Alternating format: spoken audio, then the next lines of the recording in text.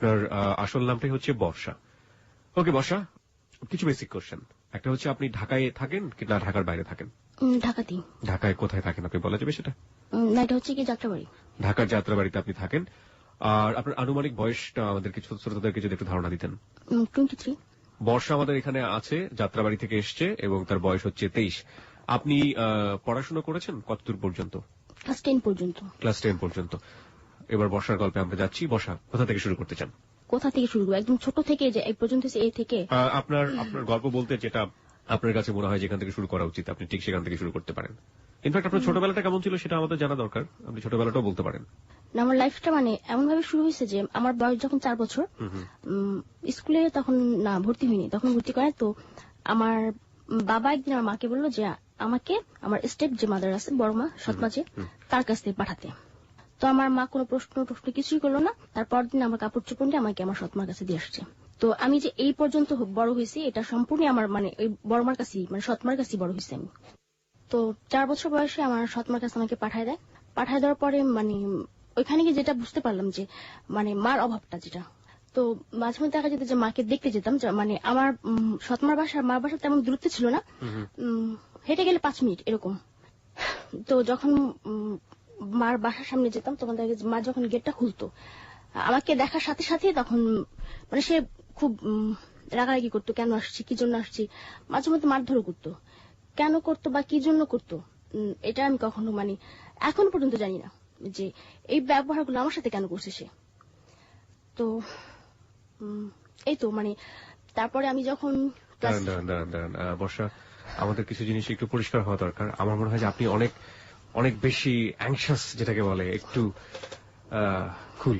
ওকে, আমাদের অনেক দূর যেতে হবে কারণ স্টোরিটা বলতে প্রায় 2 ঘন্টার স্টোরি। আপনি এখনই যদি এত বেশি উত্তেজিত হয়ে যান তাহলে আপনার জন্য সমস্যা, আমাদের লিসনারদের জন্য সমস্যা।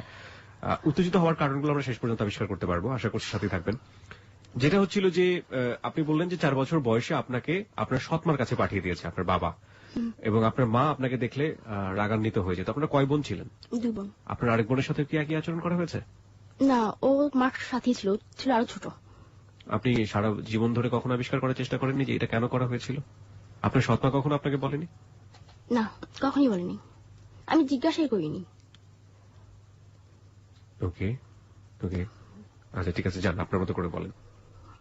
এই তো মানে তো আমার সৎমা মানে এতই ভালো একটা মহিলা যে সে কখনো মানে ওই ধরনের কোন আচরণ করেনি আমার সাথে। জি, যে ওই মিথ্যা কথা মানে যেটা মানে ফিল্মে হয়ে থাকে এই ধরনের কোন আচরণ সে করেনি, বা এখনো পর্যন্ত সে করে না সেটা। ওকে। তো ক্লাস 5 যখন উঠছি, ওঠার পরে তো তখন মানে একটু বড়সড় হয়ে গেছি, মানে এলাকার ছেলেগুলো ডিস্টার্ব করতেছে। তখন আমার ছোট আন্টির নতুন বিয়ে হয়েছে। ওকে। তখন ও ঢাকাতেই থাকে, ওর হাজবেন্ড সহ। ওই তখন থেকে আমি ওর বাসায়, তখন থেকে ওর বাসায় মানে ওর বাসায় আমার বড় মার বাসায় এরকম মানে দুনো জায়গায় থাকা পড়ে আমার।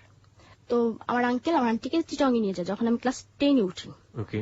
তো ওঠার পরে চিটাঙ্গি নিয়ে যাওয়ার পরে তোমার আমার বাবার কাছে বলছে যেহেতু আমার কোনো ছেলে মেয়ে হচ্ছে না তো বর্ষাকে আমরা নিয়ে যাই।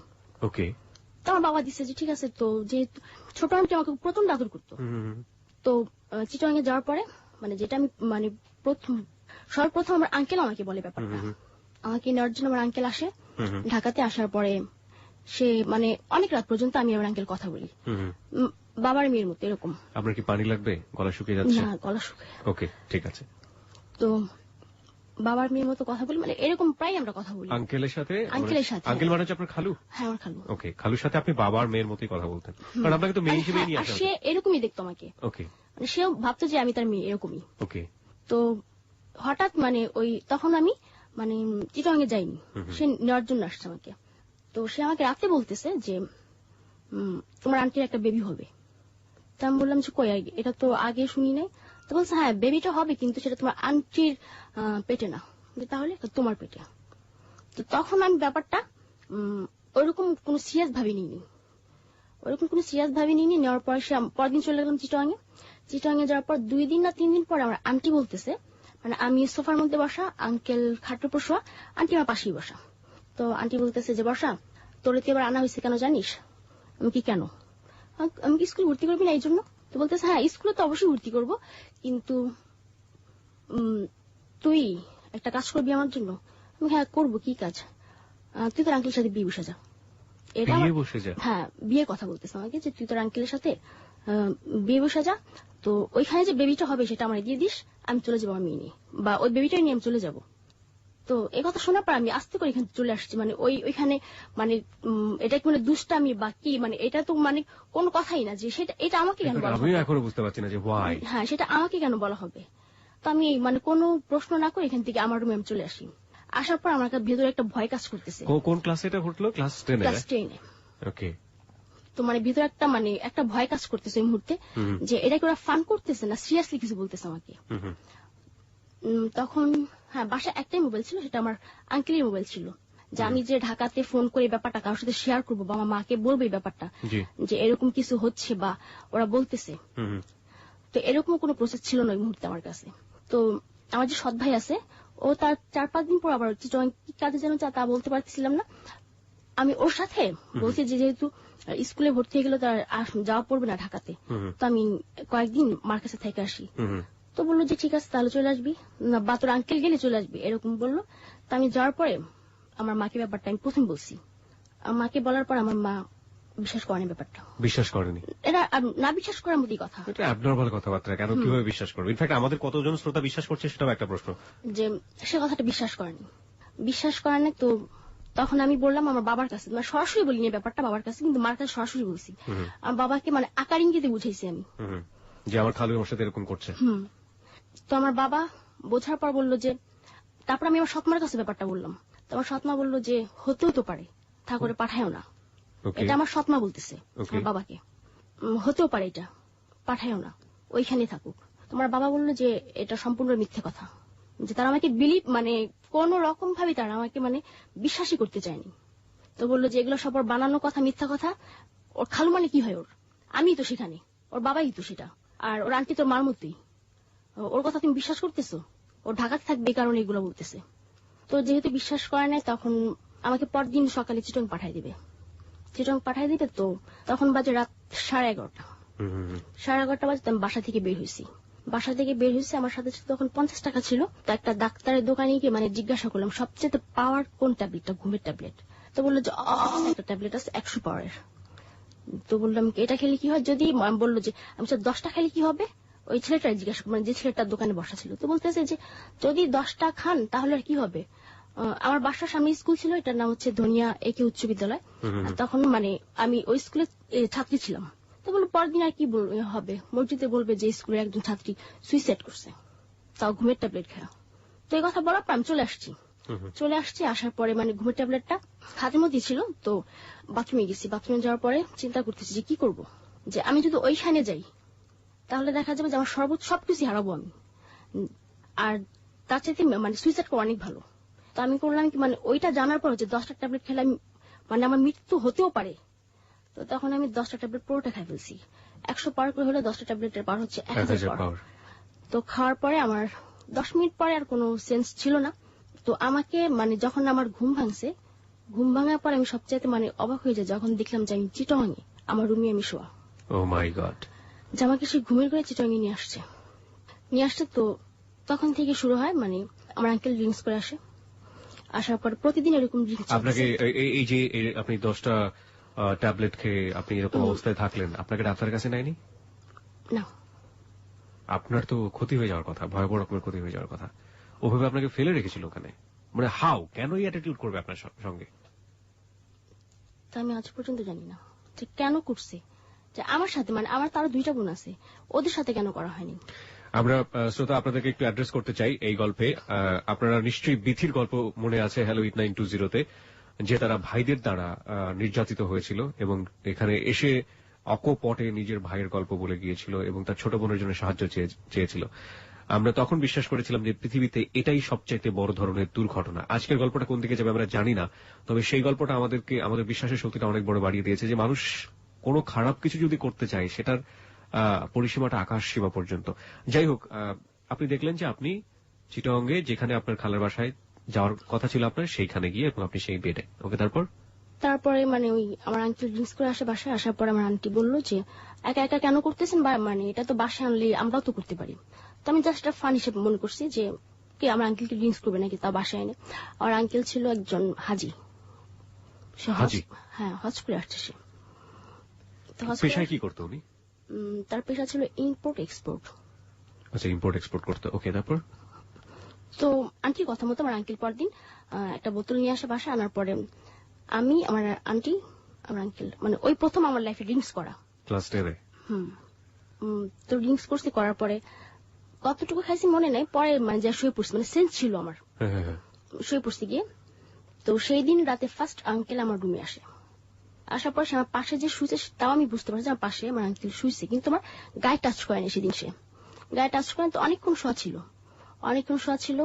আমার আন্টি ভাবছে হয়তো আমি ঘুমায় পড়ছি, কিন্তু আমার আঙ্কেল পাশে শোয়ার পরে আমার ঘুমটা ভাঙছে, মানে ঘুম ছিল না, মানে তন্দ্রা ভাবছি এরকম, যে ঘুম আসবে এরকম। তোমার আঙ্কেল যখন পাশে শুচ্ছে, তখন আমি টের পাইছি আমার আন্টি আসছে। আসার পর ফিস ফিস করে কি বলছে সেটা আমি জানি না, মানে বুঝতে পারি না যে কি বলছে। তার কিছুক্ষণ পর আমার আঙ্কেল আবার চলে গেল। চলে যাওয়ার পরে তারপর দিন আবার আনছে, মানে এরকম সপ্তাহখানিক চললো। প্রতিদিন ড্রিঙ্কস করতে হবে। তোমার লাস্ট আমি একটা পর্যায়ে মানে বিরক্ত হয়ে গেছি যে এইটা কি, একটা মানুষ কতক্ষণ এটা খেতে পারে। চতুর্থ দিন যেদিন আনছে সেদিন মানে আমি ওকে ঘৃণাই করছি যে আমি খাবো না এটার। কেন খাবি না? আন্টির প্রশ্ন, কেন খাবি না? আমার কাছে ভালো লাগে না, আমি খাবো না। তো বলতেছে যে আমরা খাইতেছি না, আমি খাবো না, আমার কাছে ভালো লাগে না, আমি খাবো না, কারণ এইটা খাইলে দেখা যাচ্ছে আমি ঘুমিয়ে থেকে করতেছি। তারপর দিন 10টা-11টায়, ওই সময়টা আমার স্কুলে যাওয়া হইতেছে না। আপনি কি ফিল করতেন ওই সময় খাওয়ার পরে? এটা খাওয়ার পরে কি ফিল করতাম, যে আমার লাইফে একটা চরম দুর্ঘটনা আসবে। আপনার এই টেনশনটা কাজ করতো? এটাই কাজ করতো। আর এতটুকু মানে পর্যাপ্ত পরিমাণে আমি খেতাম, যতটুকু পারবো, যাতে আমার সেন্স আমি মানে না হারাই। ওকে, মানে সেন্সটা যেন থাকে। তো ওরা আপনাকে একেবারে সেন্সলেস করতে চাইতো, রাইট? ওকে, দেখা গেছে যে মানে প্রথম তো একটা বোতল আনছে, আনার পর যে একটা বোতলে টোটাল হচ্ছে 3-4টা করে হয়। 3টা করে হয়। আমারটা খাওয়ার পর দেখা গেছে আমার আঙ্কেলটা আমাকে খাচ্ছে, বসে একটু খাই ফেলো আমারটা। আমার আন্টিও একই কথা, আমারটা একটু খাতো। তো মাঝে মধ্যে দেখা গেছে যে আমি রান্নাঘরে নিয়ে ফালাই দিয়ে আসছি, ওরা কথা বলতেছে ওদের মতো, তো রান্নাঘরে নিয়ে ফালাই দিয়ে আসছি। পঞ্চম দিন রাতে আমার আন্টি বলতেছে, আমার বাবার নাম হচ্ছে মালিক, তো আমার বাবার নাম ধরে বলতেছে যে বর্ষার বাবার জন্য আজকে না, মালিকের জন্য আজকে আমার এই অবস্থা, আমি প্রেগনেন্ট হচ্ছি না। তো আমি মনে মনে প্রতিজ্ঞা করছি যে আমি মালিকের মা পাই, বোন পাই, মেয়ে পাই, যাকেই পাই আমার হাজবেন্ডের কাছে রেখে ওইখানে ওরে প্রেগনেন্ট করবো এবং সে বাচ্চা আমি নেব। আর তখন এই ব্যাপারটা তোমার পুরোপুরি বুঝে যায়, তাহলে আমার উপরে সেটা হবে, যেহেতু এরকম করতেছে ওরা।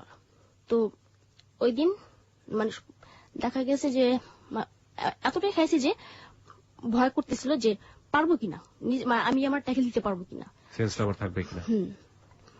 তো ওই দিন কিছু হয় নাই। তার মানে লাস্ট যেদিন, ওই দিন ওরা মানে 3টা বোতল আনছে, ওর আঙ্কেল 3টা বোতল আনছে। আনার পরে আমার একটা দিল, আন্টির একটা, আর তার একটা। তো বলতেছে যদি পুরো বোতল শেষ করতে না পারো তাহলে এই বোতলের দাম দিয়ে উঠতে হবে। তো আমার আন্টি বলতেছে বর্ষা দিবে কোথা থেকে? তো বললো যে বর্ষাটা আমি দিয়ে দিলাম যদি না পারে। তো ওই দিন মানে ওই পুরোটা আমি খাইছি। আমি একটু থামাচ্ছি। এই যে আপনি এর আগের দিন বেশ কিছুদিন ধরে খাচ্ছেন, আপনার খালু তো আপনার রুমে আসতো, উনি সেই সময় কি ধরনের আচরণ করতো আপনার সঙ্গে? চেষ্টা করতো কোনো কিছু করার? না, কোনো কিছু চেষ্টা করতেন, এমনি গায়ে হাত দিয়ে শুয়ে থাকতো। ওকে। আর সে যখন গায়ে হাত দিত তখন মানে আমি একটা করতাম যে আমি ঘুম, বা দেখা গেছে মানে গায়ে হাত দিতে বলতে মানে আদত অন্য কোনো খারাপ কোনো জায়গায় হাত দিত না, পেটের উপর হাত দিত, এই পর্যন্তই শুয়ে থাকতো। তো লাস্ট যেদিন মানে আমার সাথে ওই ঘটনাটা ঘটবে, তো সেদিন মানে আমি তো চরম সুযোগ পেয়েছিলেন। Let me ask you one thing, সেটা হচ্ছে আপনি তো জানেন যে এই ধরনের ঘটনা ঘটতে যাচ্ছে, আপনি আগে থেকেই জানেন। সো আপনার মাঝখানে অনেক বড় একটা সময় পেয়েছেন, আপনি ইচ্ছে করলে পালিয়ে যেতে পারতেন, আপনি ইচ্ছে করলে একটা বাসা থেকে পালিয়ে অন্য কোথাও চলে যেতে পারতেন। Why don't you try? আমি তখন ভাবছি যে আমি কোথায় যাবো পালায়া, আমার ফ্যামিলি আমাকে বিশ্বাস করতেছে না। এক্স্যাক্টলি, যার ফ্যামিলি তো আমাকে বিশ্বাস, আমি মানে এখান চিটং থেকে পালা কোথায় যাবো, ঢাকা, তার মার কাছে, মানে তারা তোমাকে বিশ্বাসই করতেছে না যে এই ধরনের ঘটনা আমার সাথে ঘটবে, বা তারা করতেছে, তাদের ধারণা যে আমি সম্পূর্ণ মিথ্যা কথা বলছি তাদের সাথে। সৎমা তো বিশ্বাস করে নাই, সৎমার কাছে জায়গা করতে পারতেন, সৎমার কাছে থাকতে পারতেন না, রাখতো না আমাকে, কারণ আমার বাবাকে আমার যে 2 মা প্রচন্ড বিশ্বাস করে, ভালোবাসে, ভয় পায়, মানে সে যা বলে তাই। তো একটা পর্যায়ে তো মানে যেদিন লাস্ট মুহূর্তে মানে 7 দিনের দিন, মানে আমি পুরো সেন্সিন, এটা আমি জানি যে আমি আমার রুমে কি হয়ে গেছে তাও আমি জানি না, কিন্তু মানে খাওয়ার আগে আমি কারণ আমি জানি যে আজকে কিছু একটা হবে, যেহেতু 3টা বোতল আজকে আনছে। তো দুর্ভাগ্য যে আমি কিছুই বুঝি নাই বা কোন রকম কোনো অনুভূতিও নাই। তো মানে 2 মাস পরে দেখলাম যে পিরিয়ড যেটা মেয়েদের, এটা বন্ধ হয়ে গেছে, আমার বন্ধ হয়ে গেছে। তো তখনও বুঝতে পারছিলাম না যে আমার পিরিয়ড কেন বন্ধ। তো আমি আমার যে সৎবোন আছে, ওর তখন বিয়ে হয়েছে, নতুন বিয়ে হয়েছে, ও প্রেগনেন্ট। তো ভাবলাম যে ও যেহেতু প্রেগনেন্ট, তাহলে আমি যদি প্রেগনেন্ট হই তাহলে অবশ্যই বলতে পারবে। তো জিজ্ঞাসা করলাম, আচ্ছা মেয়েদের কি পিরিয়ড বন্ধ হয় কখনো? তো বললো যে হ্যাঁ, মাঝে মধ্যে বন্ধ হয়, 2-1 মাস এরকম বন্ধ থাকে এটা। তো বললো কেন? আমি কিনা এমনিতেই। 3 মাস চলে গেল, কোনো কিছু হচ্ছে না। তো কি করব, কার কাছে বলবে ব্যাপারটা আমি? তো যেহেতু এটার জন্য দেয় আমার আঙ্কেল, অবশ্যই সে জানে। তখন মানে আমি আমার আঙ্কেল সেদিন মানে নিজে থেকে বলছে যে আজকে আমি রিং করবো। তোমার আঙ্কেল আমার দিকে তাকায় রয়েছে অনেকক্ষণ, তাকার পর বলছে ঠিক আছে আনবো। তো সে আনছে। আনার পর আমার কথা হচ্ছে যে মানে ওই মানে স্বাভাবিক অবস্থা তাকে আমি ব্যাপারটা বলতে পারবো না যে আমি প্রেগনেন্ট বা আপনি আমার সাথে কিছু করছেন কিনা, এটা বলতে পারবো না। তো দেখা গেছে যে একটু অ্যাবনর্মাল হয়ে ব্যাপারটা বলতে হবে তাকে আমার। খাওয়ার একটা পর্যায়ে যখন আমার আন্টি বাথরুমে গেছে, তখন আমি তাকে জিজ্ঞাসা করছি যে আপনি আমার কাছে সত্যি কথা বলবেন? তো বললো যে হ্যাঁ বলবো, কি হয়েছে, আপনি কার সাথে কিছু করছেন? তো সে আমার দিকে অনেকক্ষণ তাকায়, তাকানোর পরে সে মানে হ্যাঁ না কিছুই বলতেছে না। কেন, কি সমস্যা? আমার মনে হচ্ছে আমি প্রেগনেন্ট। তো আমার আঙ্কেল তখন বললো যে সে শুধু হ্যাঁ বললো। সে হ্যাঁ বলার পর আমি আমার রুমে চলে গেছি। তো আমার আন্টিরও হয়তো ব্যাপারটা আমার আঙ্কেল বলছে যে বর্ষা প্রেগনেন্ট। তো এটা যখন বলছে, তো আমার আন্টি জানে কিনা তা আমি জানতাম না, আন্টি জানে কিনা। তো 4-5 দিন পরে আমি মানে আমার ঘুম ভেঙে গেছে, এমনি শুয়েছি। তো আমার রুমে ছিল ডাইনিং টেবিলটা, আঙ্কেল নাস্তা খেতেছে। আন্টি বলতেছে যে আমরা যেটা প্ল্যান করছিলাম সেটা তো হয়েছে, কিন্তু যখন বাচ্চাটা যখন প্রসব করবো, ওকে দেবে এই বাচ্চাটা? আমার আঙ্কেল বলতেছে যেহেতু ওর বিয়ে শাদী হয়নি, অবশ্যই দিয়ে দেবে, আর এটার জন্য ওরে কিছু একটা আমরা দেবো। তখন আমার আন্টি বলতেছে যে আপনি তাহলে একটা কাজ করিয়েন, ওর জন্য খুব ভালো একটা ছেলে দেখিন, যাতে আমরা ওরে বিয়ে শাদী দিতে পারি। তোমার আঙ্কেল অফিসে চলে গেছে। তো আমি তখন মানে পুরোপুরি শুয়ে গেলাম যে আমার আন্টি ব্যাপারটা জানে, এবং আমার আন্টির প্রশ্রয়ে আমার আঙ্কেল আমার রুমে আসছে। একটা জিনিস খটকা লাগবে সবার কাছে, সেটা হচ্ছে একটা মেয়ে যখন প্রেগনেন্ট হয় তার শারীরিক অবয়ব চেঞ্জ হয়। তারা যে প্ল্যানটা করেছে আপনাকে প্রেগনেন্ট করে আপনার কাছ থেকে বেবিটা নিয়ে নিবে, এখন কথা হচ্ছে যে আপনি যে অবস্থায় আপনার শরীরে যে চেঞ্জটা হতো, সেই অবস্থা থেকে আপনি নিঃসন্দেহে যে কোনো জায়গায় তাদের এগেইনস্টে ক্লেইম করতে পারতেন, বা আপনার ফ্যামিলি যে আপনাকে বিশ্বাস করতো না সেইটা আপনি দেখায় বলতে পারতেন যে দেখো আমার কি করেছে বা কি অবস্থা, এরকম সুযোগ তো ছিল না। আমাকে মানে আমি এটা মানে 7 মাস পর্যন্ত আমি মানে গর্ভে ধারণ করছি। ওকে, যাই আমরা সিরিয়ালি যাই গল্পে, একের পর এক কি হয় তারপর। তো যখন 3 মাস, তো আমি আমার আঙ্কেল বাসা আসার পরে আমি তখন জানলাম যে আমার আন্টি ব্যাপারটা সম্পূর্ণ জানে, এবং ওর প্রশ্রয় এটা হয়েছে। কারণ একজন ওয়াইফ যদি তার হাজবেন্ডকে প্রশ্রয় না দেয়, স্বর্ণ একটা মেয়ের কাছে কখনই আসতে পারে না। তো তারপর কাউকে কিছু বলি না, চুপচাপ থাকি। তো মানে আমি শুধু মানে যখন আমার আঙ্কেল বাসায় আসে, তখন আমি শুধু থাকি যে তার মোবাইলটা আমি কখন নিব, যে যখনই হোক আমার মাকে আমি ব্যাপারটা বলবো যদি আসো এখানে আসা দেখা যাও আমার কি অবস্থা। তো যখন রাত্রেবেলা মোবাইলটা চার্জে রাখতো, আমি চার্জে ঠিক আনার পরে দেখতাম যে ওটার মধ্যে কোনো সিম কার্ড নেই। যে আমি যে ওরা বুঝতে পারছে যে আমি অবশ্যই ব্যাপারটা জানাবো, বাইরে কোথাও যোগাযোগ করবো। আপনাকে সারাদিন বাসার মধ্যে বন্ধ করে রাখতো ওরা? আপনাকে স্কুলে কোথাও ভর্তি করেনি? ভর্তি করছি, কিন্তু যাওয়া হয়নি আমার। আপনাকে যেতে দেয়নি কখনো? যেতে দেয়নি কখনো, বাসার মধ্যেই ছিলাম। তো আমার 4 মাস হয়ে গেছে। 4 মাস যখন হলো, তখন আমি আমার আঙ্কেলকে বলতেছি যে আপনি যদি এটার কোনো ব্যবস্থা না করেন তাহলে আমি সুইসাইড করবো। সুইসাইড বুঝেন? আমি সুইসাইড করবো। তোমার আঙ্কেল বলতেছে যে সমস্যাটা কি, তোমার আন্টির কাছ থেকে থাকবে তাই না, দিয়ে দাও। তা আমি বলছি যে না, আমি দেবো না, এটা আমি এটা জন্মই দিব না। আপনি যা করার একটা কিছু করেন, তা না হলে কিন্তু আমি এইখানকার সবারই ব্যাপারটা বলে দিব। আপনি কি চাচ্ছেন যে আপনার মান সম্মান এখান থেকে হারা যাক? কারণ তারা খুবই সম্মান করতো সবাই এখানে। তো আঙ্কেল হয়তো একটু ভয় পায় যাওয়ার পর বলছে আচ্ছা ঠিক আছে আমি দেখতেছি। দেখো, তো সে রাত্রে আসার পর আমার জন্য 2টা ট্যাবলেট নিয়ে আসছে, যে প্রেগন্যান্সি নষ্ট হওয়ার জন্য। তো নিয়ে আসছে, আনার পর সে আমাকে দিচ্ছে, তারপর বললো তোমার আন্টি যাতে না দেখে। এটা বলছে যে তোমার আন্টি যাতে না দেখে, তুমি 2টা আজকে একটা খাবা রাতে, কালকে রাতে একটা খাবা। তখন আপনার প্রেগন্যান্সির কত মাস চলছিল? 4 মাস। ওকে, 4 মাস চলতেছে। তখন খাওয়ার পর দেখলাম যে কোনো কিছুই না।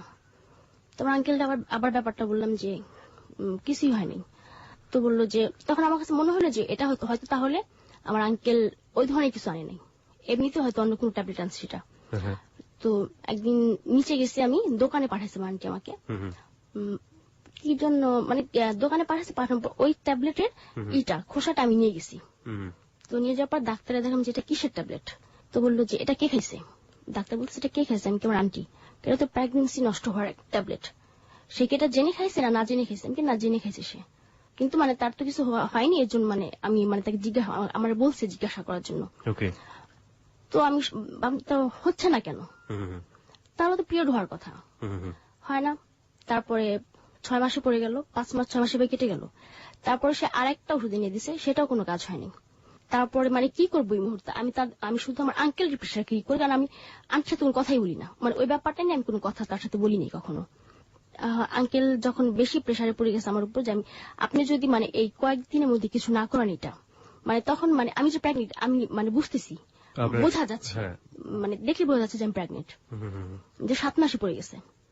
তো তখন প্রেশার দিছে, যে বললাম যে আপনি যদি কিছু না করেন তাহলে আপনি অবশ্যই চান না যে আপনি এখান থেকে মান সম্মান হারাক, আর এখানে সবাই দেখতেছে আমি কিন্তু বাসা থেকে বের হই না, বা আপনারা অনেক কিছু একটা বলবেন পারবেন না, আমি যাবো তাই কিন্তু হবে।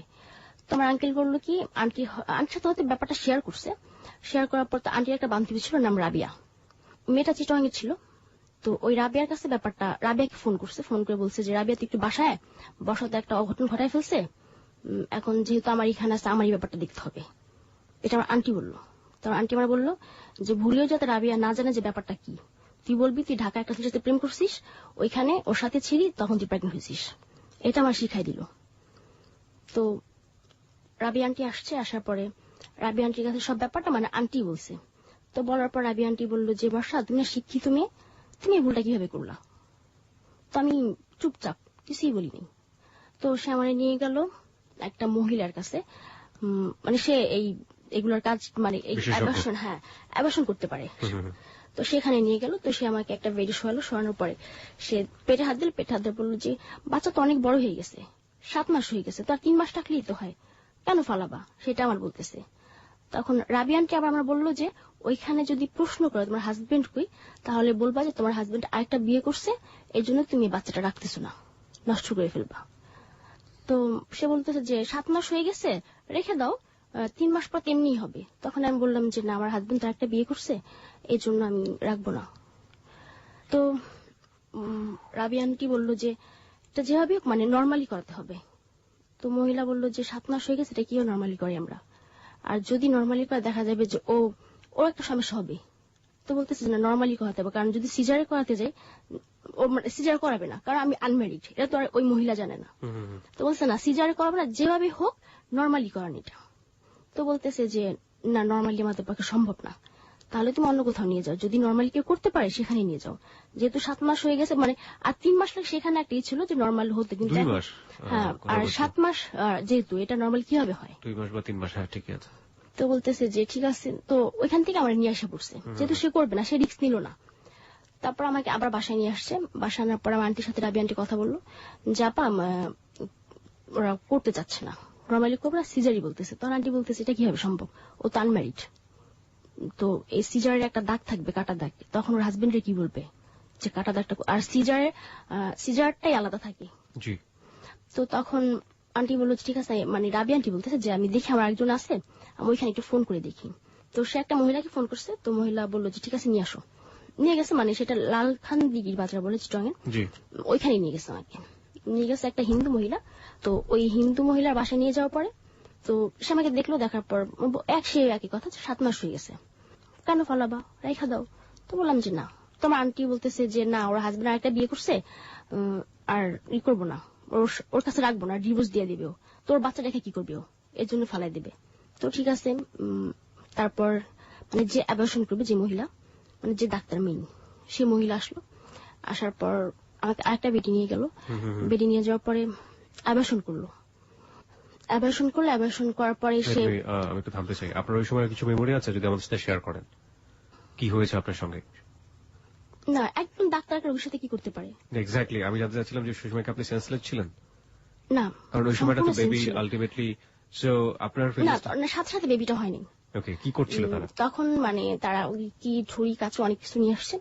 আনার পর একটা ছোট্ট একটা বেডি নিয়ে গেল আমাকে। নিয়ে যাওয়ার পর একটা আয়া ছিল, আয়াটার বললো জোর। তো আপনার ভয় লাগছিল না যে আপনার শরীর থেকে কিছু একটা বের করছে এবং এত বড়? তখন মানে শুধু ব্লাড বের করছে, শুধু ব্লাড বের করছে। তো 24 ঘন্টার মধ্যে নর্মাল ডেলিভারি হবে। ওকে ওকে ওকে, মানে 24 ঘন্টার মধ্যে মানে ব্লাড গুলো আগে বের করে ফেলছে। তো মানে তখন ওই যখন ব্লাড গুলো বের করতেছে তখন মানে প্রচন্ড ভাবে মানে পেন হচ্ছিল। তখন আমি বলতেছি যে আমি বাচ্চাটা নষ্ট করবো না, আমি রাখবো, আপনারা আমাকে ছেড়ে দেন, আমি রাখবো। তো মহিলাটা মানে যে ডাক্তার সে বলতেছে এই মেয়ে চিল্লাবা না, বের করে দেবে কিন্তু।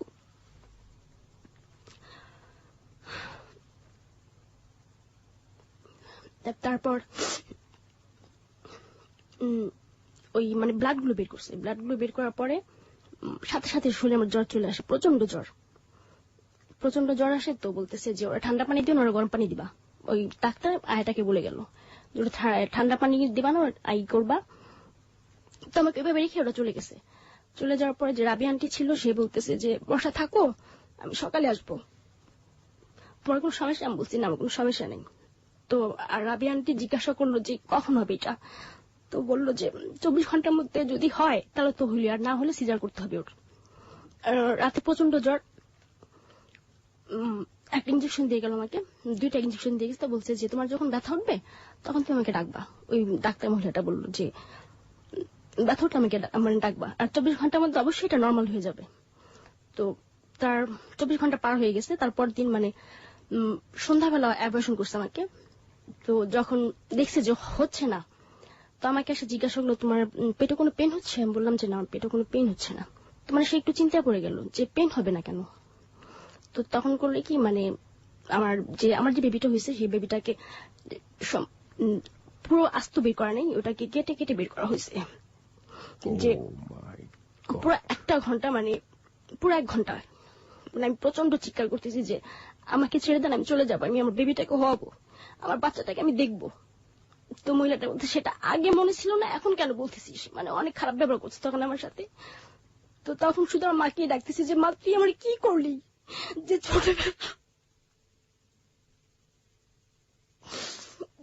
ছোটবেলা থেকে তুই আমার কাছে রাখলি না, এখন আবার এরকম একটার মধ্যে ফালে লিখি আমারে। তো তখন মারে প্রচন্ড ডাকতেছে যে মা তুই একবার এসে আমারে দেখা যা।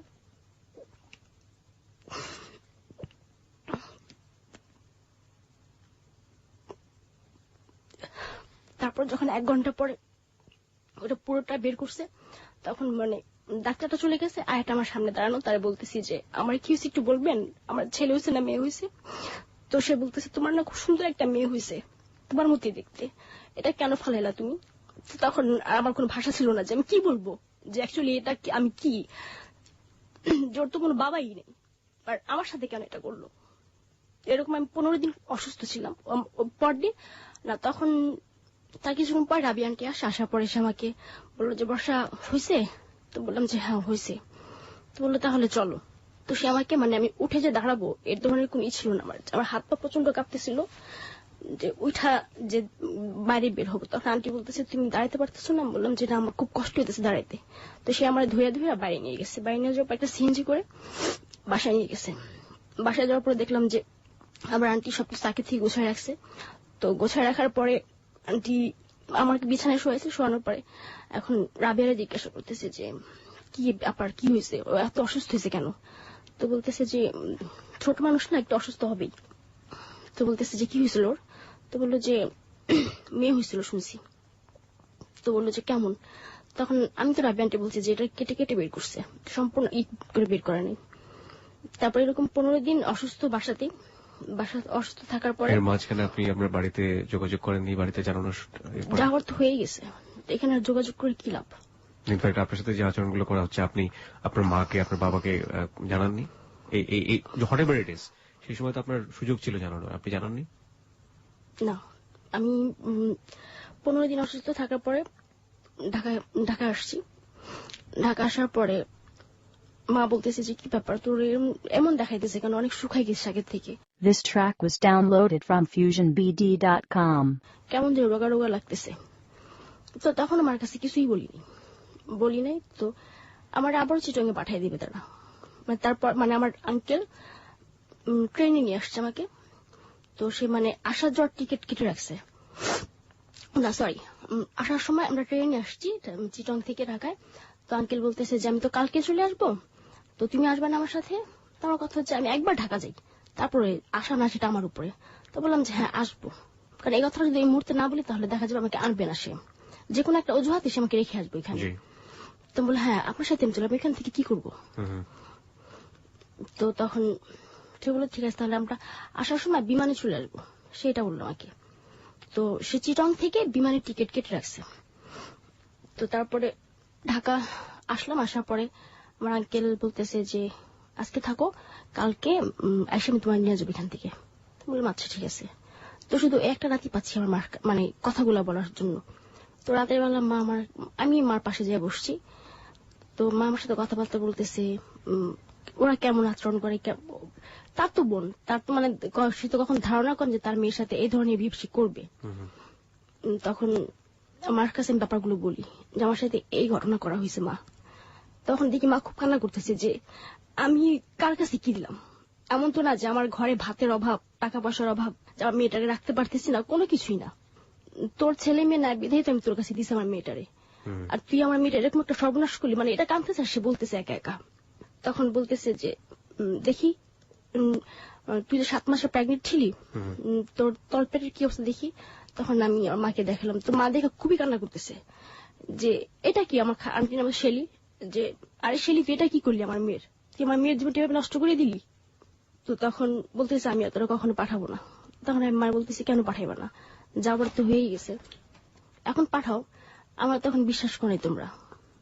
আমার আঙ্কেল তারপর দিন আসছে, আসার পরে মা সরাসরি তারা কিছু বলে নাই, যে কিছুই বলে নাই, বা তার প্রতি একটা ক্ষোভ রাগ আছে এটা সে বুঝতেই দেয়নি।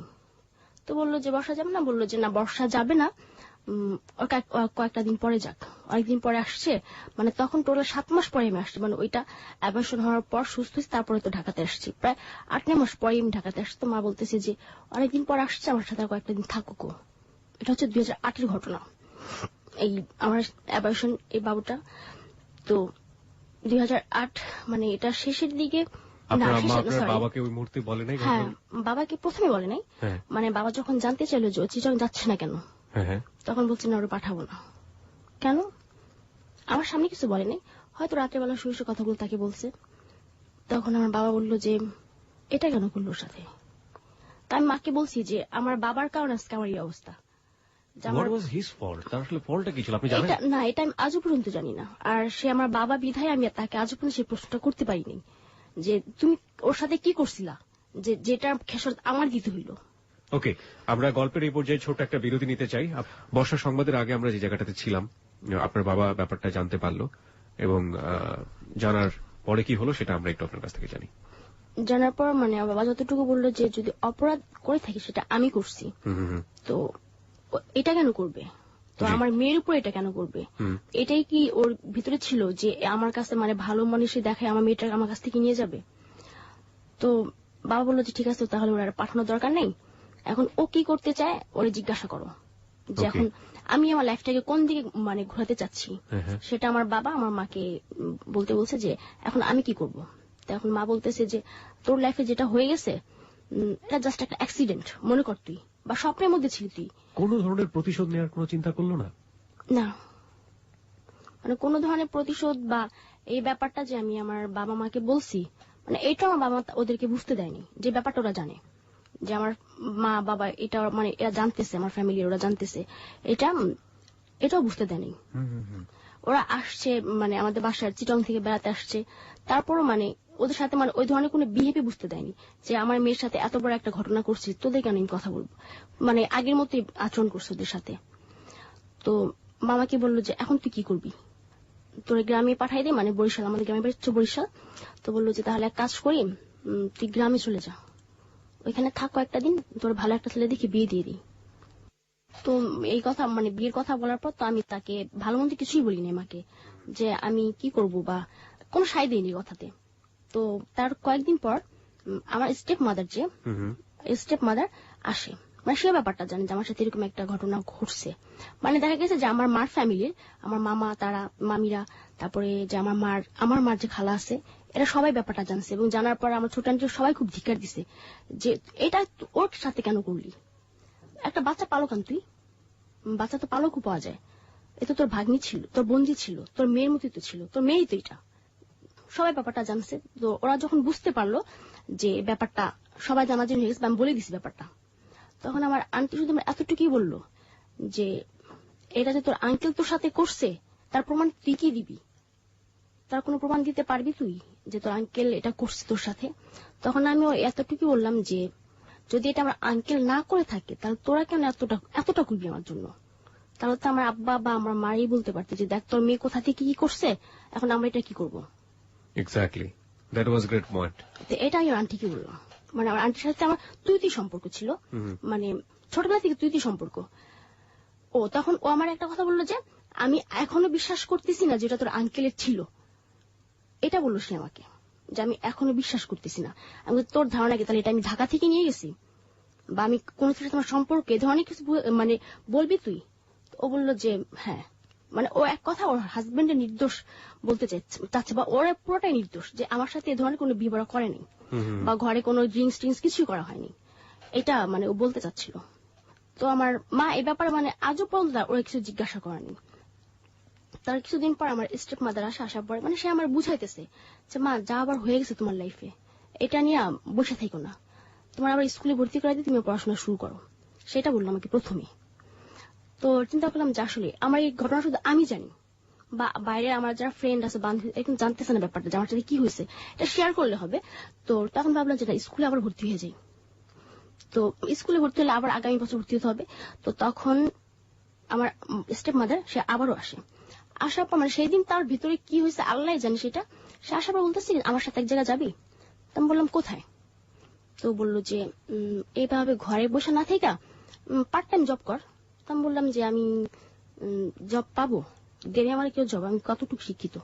তো বললো যে হ্যাঁ আছে, আমার কাছে একটা ভালো লোক আছে, তো মানে ছোটখাটো একটা মেয়ে খুঁজতেছে মানে তার অফিসে বসার জন্য। কি অফিসে মানে তার ফাইল টাইল আগায় দিবে এই পর্যন্ত। তো সে আমাকে নিয়ে গেল, আমি তার নামটা বলতে চাচ্ছি না, মানে আমাদের ওইখানে চেয়ারম্যান। তো চেয়ারম্যানের কাছে নিয়ে গেল আমাকে সকালবেলা, খুব সকালে সে আসার পর মানে নিয়ে গেল এখানে তার একটা বাগান বাড়ি, একটা হচ্ছে তার নিজের বাড়ি। তো সে ফ্যামিলি নিয়ে যে বাসাটা থাকে ওইটার নিচে তার অফিস। তো সর্বপ্রথম আমরাই এসেছি এখানে, আমি আর আমার স্টেপ মাদার, যা বসে রয়েছি, কোথায় চেয়ারম্যান? কোনো চেয়ারম্যান আসে না। তো আস্তে আস্তে মানে বেলা বাড়তেছে, তার কাছে লোকজন আসতেছে এক একটা বিচার নিয়ে। তো তার মানে যেখানে বসেছে কথাগুলো শুনে মানে চেয়ারম্যান, তো তখন পুরো হলরুমটাই ভরে গেছে লোকে। দুপুর তখন 2টা বাজে, তখনও চেয়ারম্যান আসেনি। তখন আম্মারে বলতেছি যে আম্মা চলেন চলে যায়, চেয়ারম্যান হয়তো আসবে না। তো বলতেছে আরেকটু দেখি। আমি কি আমার ভালো লাগতেছে, আমার খুব খিদে লাগছে, আমি বাসা চলে যাবো। এটা বললাম আমার আম্মাকে। তো বললো যে ঠিক আছে তাহলে চলে যাই। তা আমরা যখন বের হচ্ছি তো তখন চেয়ারম্যান ছিল দোতলায়, সে দোতলা থেকে আমাদের পেছন সাইড দেখছে। দেখার পর তারা বাসায় যে দারোয়ান ছিল তারে দিয়ে আবার ডাকাইছে যে ওই যে একটা মহিলার একটা মেয়ে যে বের হয়ে গেল ওদিকে ডাকা নিয়ে আসো। তো দারোয়ান আবার বললো যে আপনাদেরকে স্যার ডাকে। তো আমার বলতেছে যে তাহলে চেয়ারম্যান হাতে নিচে নামছে, চল। আমরা তখন মানে চেয়ারম্যানের হলরুমে সে সবার কথা শুনে হলরুম থেকে বের হইলে তার একটা পার্সোনাল রুম আছে যেটা পুরো গ্লাস দিয়ে করা। তো সে যখন ঢুকতেছে তখন মানে আমি তার সাইডে দাঁড়ানো। তো সে করলো কি হলরুমে গেল, হলরুমে যাওয়ার পরে কার কি মানে অল্প অল্প শুনলো, কয়েকটা ধমক দিল, আজকে কোনো কথা শুনবো না, কালকে এসো, কার কি লাগবে ও কি জন্য সালামের কাছে বলে যে কি কার লাগবে ও দিয়ে দিবে। এ কথা বলে সে তার পার্সোনাল রুমে চলে গেল।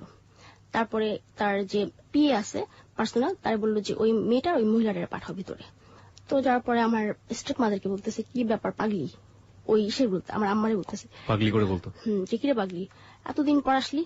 ও আমার আম্মা এর মধ্যে আমার শিখাই দিল কি যে তোর যদি জিজ্ঞাসা করে যে আমি তোর কি হই, বলবি যে আমরা পাশাপাশি ফ্ল্যাটে থাকি, আমি যে তোর মা হই এটা বলবি না। তো আমি তখন তার জিজ্ঞাসা করলাম যে কেন বলবো না, না বলতে পারি, সমস্যা কি? তো বলে যে ওই যে বলছিলেন না যে একটা মেয়ে লাগবে জবের ব্যাপারে, তো ওরে আনলাম। তো বললো যে কখন আসছিস তোর এখানে? আম্মা বলতেছে যে আমি আসছি সকালে। লাঞ্চ করছিস? না করিনি। তাহলে কাজ করো, তারা বাগান বাড়িতে জানি আসতেছি, তার বাসার সাথে তার বাগান বাড়িটা। তো আমরা বাগান বাড়িতে গেছি, যাওয়ার পরে তার বিশাল একটা বাগান বাড়ি, তো এখানে গিয়ে বসছি। বসার পরে আমাদের জন্য দুপুরে খাবার পাঠাই দিচ্ছে। তো এখানে লাঞ্চ করছি, লাঞ্চ করার পরে আমাদের লাঞ্চ করা শেষ, তারপর সে আসছে। আসার পর বলতেছে আমি কি ওর সাথে একটু আলাদাভাবে কথা বলতে পারি? এটা বলতেছে আমার আম্মাকে চেয়ারম্যান। তো বললো যে হ্যাঁ পারবেন পারবেন। তো এই কথা বলার পর মানে তার যে রুম আছে বাগান বাড়িতে সেখানে আমার নিয়ে গেল। তো তখনও আমি ওই ধরনের কিছু বুঝি নাই, বা সে আমার গায়ে কোনো হাত দেয় না বা কিছুই না, তখনও সে আমাকে বুঝতে দেয় নাই যে এটা কোনো জব না। তো বলতেছে যে তোমার মতো একটা মেয়ে, মানে এতটুকু ছোট একটা মেয়ে খুঁজতেছিলাম, তুমি আসলে খুব কিউট, খুব লাভলি, এটা সে আমাকে বলতেছে। তো বললো যে তুমি কালকে ঠিক রাত 8টা বাজে আমার এই বাগান বাড়িতে চলে আসবা। তো বললাম 8টা বা রাত্রে আসবো কেন? রাতে আসতে পারবো না, আমার মামাকে তাহলে বকবে যে জব দিবেন, ঠিক আছে, তো সেটা রাত্রে কেন আসবো? তো ওই কথাটা বলার পর সে বললো তাহলে বিকেলে এসো 5টার দিকে। আমি বললাম যে আচ্ছা বিকেলে আসতে পারবো। বিকেল আসলে সমস্যা, আমি কিনা বিকেলে আসতে পারবো, কিন্তু রাত্রে বাসা থেকে বেরোতে দেবেন আমাকে। তো তাহলে বিকেল 5টার দিকে এখানে চলে আসিও তুমি। তো তখন করলে কি, মানে ওই দিন সে আমার হাতে, আমার হাতে না, আমার আম্মার হাতে সে 2000 টাকা দিছে, আমার সামনেই দিছে। তো টাকাটা কেন দিছে আমি তা জানি, আমি ভাবছি হয়তো এমনিতেই দাঁড়িয়ে দিছে, কিন্তু টাকাটা যে আমার পারপাসে তাকে দেওয়া হয়েছিল সেটা আমি পরে বুঝতে পারছি। তো পরদিন বিকেল 5টা বাজে আমি তার বাগান বাড়িতে যাই, একাই যাই। যার পর তখনও সে আমাকে কিছু বুঝতে দেয়নি। তখন সে আমার বললো তখন সে করলো কি, বললো যে আমার তো ঢাকার বাইরে অনেকগুলো আছে, হাউজিং আছে, তো সেখানে আমি একটা মানে তোমার মতো একটা সুন্দর একটা মেয়ে রাখতে চাচ্ছি। তো তুমি যদি কক্সবাজার থাকতে চাও তোমার কক্সবাজার রাখতে পারবো, বা যদি বলো না ঢাকাতে কোথাও, ঢাকাতেও রাখতে পারবো। কখনো কক্সবাজার তুমি গেছো? আমি বলছি যে না আমি কখনো কক্সবাজার যাইনি। তাহলে তোমার কক্সবাজারে ঘোরা হবে, আমার জায়গাগুলো তোমার দেখা হবে, বা তোমার অফিসগুলো তোমার পছন্দ হবে কিনা, মানে এটা তুমি যেটা বলবো তাই করবো। তো তখন করলো কি, বললো যে আমাদের সাথে আরেকটা মেয়ে যাবে, সে তোমার অনেক সিনিয়র, সেটা বলতেছে আমাকে ওই চেয়ারম্যান। আর তাকে আমি বলতাম কি চেয়ারম্যান চাচা, সে যেহেতু আমার সিনিয়র, অনেক অনেক বয়স্ক সে, তো তাকে আমি চেয়ারম্যান চাচা করে ডাকতাম। তো বললো যে তোমার আমাদের সাথে আরেকটা তোমার একটা বড় আপু যাবে, সে তোমার অনেক সিনিয়র, তো তার সাথে কথা বলো তুমি মোবাইলে। তার সাথে কথা বলাই দিল। তো বললো যে হ্যাঁ আমরা তো কালকে তাহলে কক্সবাজার যাচ্ছি, তো তখন তো দেখাই হবে তোমার সাথে। সে করলো কি আমাকে 10,000 টাকা দিছে ওই দিন, এটা আমার জব হয়ে গেছে, এটা বললো সে, যেটা হইতেছে তোমার অ্যাডভান্স 10,000 টাকা, আর তুমি মান্থলি পাবা 12,000 টাকা করে, এটা সে আমার বললো। কি ও বললো যে এই 10,000 টাকা তোমার অ্যাডভান্স, এটা দিয়ে তোমার যা ইচ্ছা তুমি করিও। তো যেহেতু আমার জব হয়েছে, আমি ওইখান থেকে রাখছি আমার নিজের জন্য 3,000 টাকা, আর বাকি 7,000 টাকা আমার মার কাছে দিছে গিয়ে। তো মা বললো যে এটা তোর জব দিছে কে? তো আমি তখন মানে চেয়ারম্যানের নামটা প্রকাশ করিনি, আর নামও জানি না, তাই আমি ডাকি চেয়ারম্যান চাচা। তো বললো কোন চেয়ারম্যান, এর থাকে কই সে? তো আমি বললাম যে সে থাকে তো শ্যামপুরের দিকে। তো মা বলতেছে, মানে তার নামটাই বলছে। আমি বললাম যে নাম বলতে পারতেছি না, যে কিশোর অফিস তার, যে তার নাকি হাউজিং এ সেখানে মেয়ে লাগবে। তো মা তখন ভাবলো যে হইতেও পারে, মানে তারও এই ধরনের কোনো ইস্যু না যে তার মেয়েটাকে কোথায় বা কি করা হইতেছে। তো বললাম যে আমরা কাল কক্সবাজার যাব। তো মা বলতেছে কক্সবাজার যাবি, এটা কেমন জব রে, আমার তো দেখতে হয় যে তোর কক্সবাজার যেতে হবে। তো আমি বললাম যে আগে যাইনি, ভালো মন্দ তো আমি তোমার বলবোই। তো তখন 7,000 টাকা আমার কাছে দিয়ে গেছি, আর 3,000 টাকা আমার মানে কিছু কসমেটিক বা শপিং এগুলোই করছিলাম। পরদিন সে আমাকে বললো যে তুমি ঠিক দুপুর 2টার দিকে মতিঝিল ওই যে মোহামেডান স্পোর্টিং ক্লাবটা আছে না, ওইখানে থাকার জন্য, যে ওইখানে আমার গাড়ি থাকবে, বা তুমি কালকে তোমার যে আপুর সাথে কথা বলছো ওই আপু থাকবে ওইখানে, তোমাকে ওই রিসিভ করবে, তোমাকে রিসিভ করবে। সে আমাকে একটা সেল দিল, সিটি সেল। তখন সিটি সেল নতুন না পুরানি, হ্যাঁ একটা সিটি সেল দিল। সে আমাকে বললো যে এই সেলটা দিয়ে তুমি তোমার ওই আপুর সাথে যোগাযোগ করবা, তুমি মতিঝিল গিয়ে এখানে মানে ওর ফোন দিলে দেখবা যে মতিঝিলি আছে, তুমি তো চিনবা না। তো আমি সেলটা নিয়ে গেলাম, নিয়ে যাওয়ার পর পরদিন দুপুরবেলা আমার ব্যাগট্যাগ নিয়ে আমি মতিঝিলের মানে মধুমিতার সামনে চলে যাই। যাওয়ার পরে দেখি যে একটা গাড়ি থামানো, সিলভার কালার একটা গাড়ি। তো ফোন দেওয়ার পর মেয়েটা বের হয় গাড়ি থেকে। বের হওয়ার পর বলতেছি তুমি বর্ষা? তো বললাম যে হ্যাঁ আসো। তো বলো তোমার বস তো এখনো আসে নাই, তোমার বস উঠাইতে হবে অন্য জায়গা থেকে, তোমার বস অন্য জায়গায় একটা কাজে বিজি আছে, সেটা বললো। মানে সে তখনও আমার প্রাথমিক কোনো ধারণা দেয়নি যে অ্যাকচুয়ালি কি হবে কক্সবাজারে যাওয়ার পর।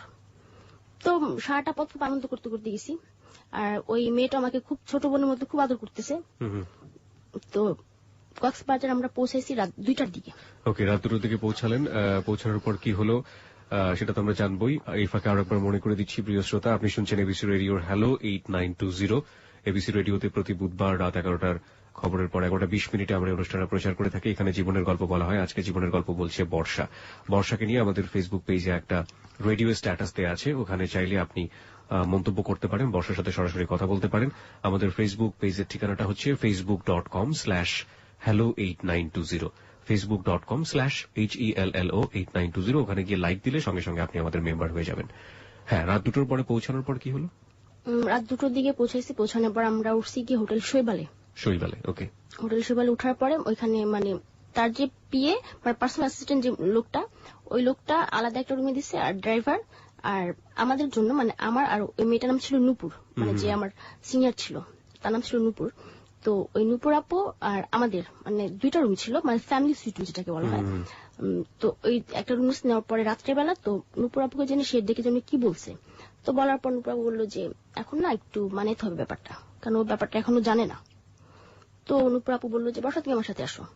তো আমি তার সাথে শুইলাম যে আমি পাশের রুমে। তো সে আমার রাত্রেবেলা শুয়ে বলতেছে বর্ষা তুমি ড্রিঙ্ক করো? তো আমি যেহেতু আগে একবার করছি বা আরও করছি ওখানে, আমি বলছি যে হ্যাঁ একটু একটু করি। তো বললো যে আচ্ছা তাহলে আমরা ড্রিঙ্ক করে আর কথা বলি। তো করতেছি তার সাথে, তখন সে বলতেছে আচ্ছা বর্ষা তুমি কি জানো তোমার এখানে কেন আনা হয়েছে? তো বললাম যে হ্যাঁ জানি। কি জন্য বলো? তুমি কি জবের জন্য? না, তোমার এখানে জবের জন্য আনা হয়নি। তা বললাম কিসের জন্য? তুমি এই যে দেখতেছো তোমার বস, এর সাথে তোমার সেক্স করতে হবে। তো এই কথাটা যখন শুনছি, শোনার পর মানে পুরো আকাশটা ভেঙে পড়ছে যে আবার সেই ভুল, মানে আবার সেই একই ইটা আমার উপর আবার আসবে, যেটাতে আমি ভুলেই গেছি। তো এমন একটা সিচুয়েশন যে আমি এখান থেকে আসতেও পারবো না, বা দেখা গেছে এখান থেকে যদি চলে আসি আমি, হয়তো চেয়ারম্যান অনেক কিছু একটা বলবে যে তার টাকা পয়সা নিয়ে বা এই ধরনের কিছু একটা বলবে, সে বলাটা অস্বাভাবিক কিছু না। তো তুমি কি করবা? তুমি বললাম যে কি করবো মানে, তাহলে আপু যেহেতু তুমি আমার বোনই ডাকছো, তুমি তারা বলো যে আমি এটা করবো না। তো বলতেছে দেখো এটা তো হবে না, তারপরও একটু মানায় নিও কেমন, সেটা আমারে বললো যে একটু মানায় নিও। এই কথাটা বলার পর সে আমার তার রুমে দিয়ে আসলো। দিয়ে আসার পরে দেখি চেয়ারম্যান শুয়েছে, আমি পাশেই বসা। পাশে বসার পরে সে বলতেছে কি ব্যাপার, ভালো লাগছে এই যে আসছো এই পর্যন্ত, কেমন দেখলা? আমি কি জি ভালো দেখছি। তো বলতেছে যে বসে আছি কেন, আসো এখানে সব। তো তাই আমি বলতেছি দেখেন আপনি তো আমার অনেক বড়, তারপর আমি আপনাকে চাচা ডাকছি, তো নূপুর আপাকে আমাকে যেটা বললো সেটা কিভাবে সম্ভব? তো সে বললো যে কেন, তোমার ওই মহিলা কিছু বলে নাই? আমি বললাম যে হ্যাঁ বলছে, সেটা জবের ব্যাপারে, কিন্তু জবটা যে এটা আমি সেটা বুঝিনি। তো সে কোনো কথাই মানে কোনো কর্ণপাত করে নাই, কোনো কথাবার্তা মানে ওই ধরনের কিছুই, মানে যে আমি তার কাছে একটা আকুতি করতেছি যে আমার সাথে এই ধরনের কিছু করিয়েন না, তো মানে সেই ধরনের কিছুই আমাকে কোনো কথাই না। সে আসলো আমার যা মানে তখন ওই মুহূর্তে এই মানে সে ড্রিঙ্কস অবস্থায় ছিল, তো এক প্রকার মানে খুব জোর জবস্তি ছিল ওই মুহূর্তে, জোর জবস্তি করার পর সকালবেলা। তো আমি বলতেছি ঢাকা চলে যাব। তো বলতেছে যে ঠিক আছে ঢাকা যাবা, পাঠাই দেবো তোমাকে। এটা বললো চেয়ারম্যান, তোমাকে পাঠাই দেবো, সমস্যা নেই। তো তারপর 1 সপ্তাহ থাকা পড়ছে এখানে। তো নূপুর আপু বুঝাইছে যে থাক, একবার হয়েছে তোমার কাছে আসে যাবে না, তোমার ছুঁয়েও সে দেখবে না, যাবার হয়ে গেছে তুমি আমার রুমে থাকো আর সে ওইখানেই থাকবে, বা তুমি যদি এখানে থাকতে না চাও তাহলে আমি আর তুমি আর এক রুমে যাবো। তখন ওই 1 সপ্তাহ ছিলাম, যে 1 সপ্তাহের মধ্যে মানে সে আর আমার কাছে আসেনি, সে আর আসেনি। 1 সপ্তাহ পর আমরা ঢাকাতে আসছি। আসার পরে তখন আমার কাছে কিছু বলিনি যে আমার সাথে কি হয়েছে। তো মা বলতেছে যে কি হয়েছিল, কি জবটা কি? তো বললাম যে না আমার পছন্দ হয় না। তো বললো যে চেয়ারম্যানের নামটা কি রে? তখন তার নামটা বললাম আমি। তো মা বললো যে এইখানে তোরে নিয়ে গেছে। তা আমি বললাম যে হ্যাঁ, তুই আগে নামটা আমার কেন বলিস, আমি তখন নামটা জানতাম না তার। তখন মা বললো যে তাহলে সব দিক দিয়ে সবাই সুযোগ নিতেছে। তখন মা বললো বসাতে চলে যা এখান থেকে, যে দিকে মোচা চলে যা, আর নয়তো এই যে এত গাড়ি দেখিস এখানে যা মরতে পারিস না তুই। তো তখন বললাম যে ঠিক আছে দেখি কোথায় যাই আমি। আপনি স্টেপ মমের কাছে আপনি জাননি, বলেন না যে তুমি আমাকে জেনে শুনে কেন এরকম করলা? অ্যাকচুয়ালি কি মানে আমার সাথে যে এত ঘটনা ঘটা হয়েছে, আমি কখনো কারো কাছে মানে জিজ্ঞাসা করিনি যে কেন আমার সাথে এগুলা করছো। শুধু আমার মাকেই বলতাম যে মা আমার লাইফটা এমন কেন হইলো, আমার সাথে তোমরা এমন কেন করলা, যে আর 4 বছর আমি না হয় অপরাধ করছি, কিন্তু 4 বছরের একটা মেয়ে কি অপরাধ করছিল তোমার কাছে সেই দিন যে আমার এইভাবে ফালাই দিলা। তো মা এই উত্তরে কখনোই কিছু বলেনি আমাকে, কিছুই বলে না তাদের কোনো মানে এইটা যখন আমি প্রশ্ন করি তাদেরকে, দেখা গেছে যে এই এখন আলাদা থাকতেছি, আলাদা ভাবে চলতেছি ফিরতেছি। তো ওইখান থেকে আসার পরে মানে ওই দিন আমি বাসা থেকে বের হয়ে যাই। বের হয়ে যাই কোথায় যাব, এমন কাউকে চিনিও না, যেতে হবে কোথায় আত্মীয় স্বজনের বাসায়। তখন চিন্তা করলাম না আমার লাইফটা নষ্ট, আমার সংস্পর্শ আসলে আমার বোনেরও নষ্ট হয়ে যাবে। তো কোথাও গেলাম না, চলে গেলাম সেই নুপুরাপুর বাসায়। তার বাসা ছিল গোড়ানে। তো সেখানে চলে গেলাম, চলে যাওয়ার পরে উনি কি করতেন, ওনার কাছে আপনি যে নুপুরের কথা বলছেন, তো এই নুপুর কি করতো? ওর মানে এইটা ছিল বিজনেস, মানে এই মেয়ে দিয়ে ও বিজনেস করতো, এক কথা দেহ ব্যবসা। মানে মেয়েদেরকে পটায় পটায় ও নিজেও করতো? নিজেও করতো আর অন্যান্য মেয়েদেরকে দিয়েও করাতো। ওকে, তো আপনি সেই নুপুরের কাছে গেলেন? কারণ আমি ভাবলাম যে এখন যেহেতু আমি একটা নষ্ট একটা লাইফে চলে আসছি, বা দেখা গেছে আমার সঙ্গে স্পর্শে আমার যে বোনেরা থাকবে এরাও হয়তো একদিন ব্যাপারটা বুঝবে, বা দেখা যাবে যে আমারই একবার ইচ্ছা জাগবে যে ওদেরকে আমি নিয়ে যাই। মানে এইসব চিন্তা ভাবনা করে আমি চলে গেলাম সেই নুপুরাপুর কাছে। তো তখন আমার অনেক জায়গায় জায়গায় নিয়ে গেল, অনেক ভালো ভালো জায়গাতে নিয়ে, ভালো ভালো জায়গা কি এটার মানে অনেক মানে খুব হাই সোসাইটি। আমরা একটু সিরিয়ালি শুনতে চাই, অল্প অল্প করে, যেহেতু আমাদের হাতে অনেক সময় আছে।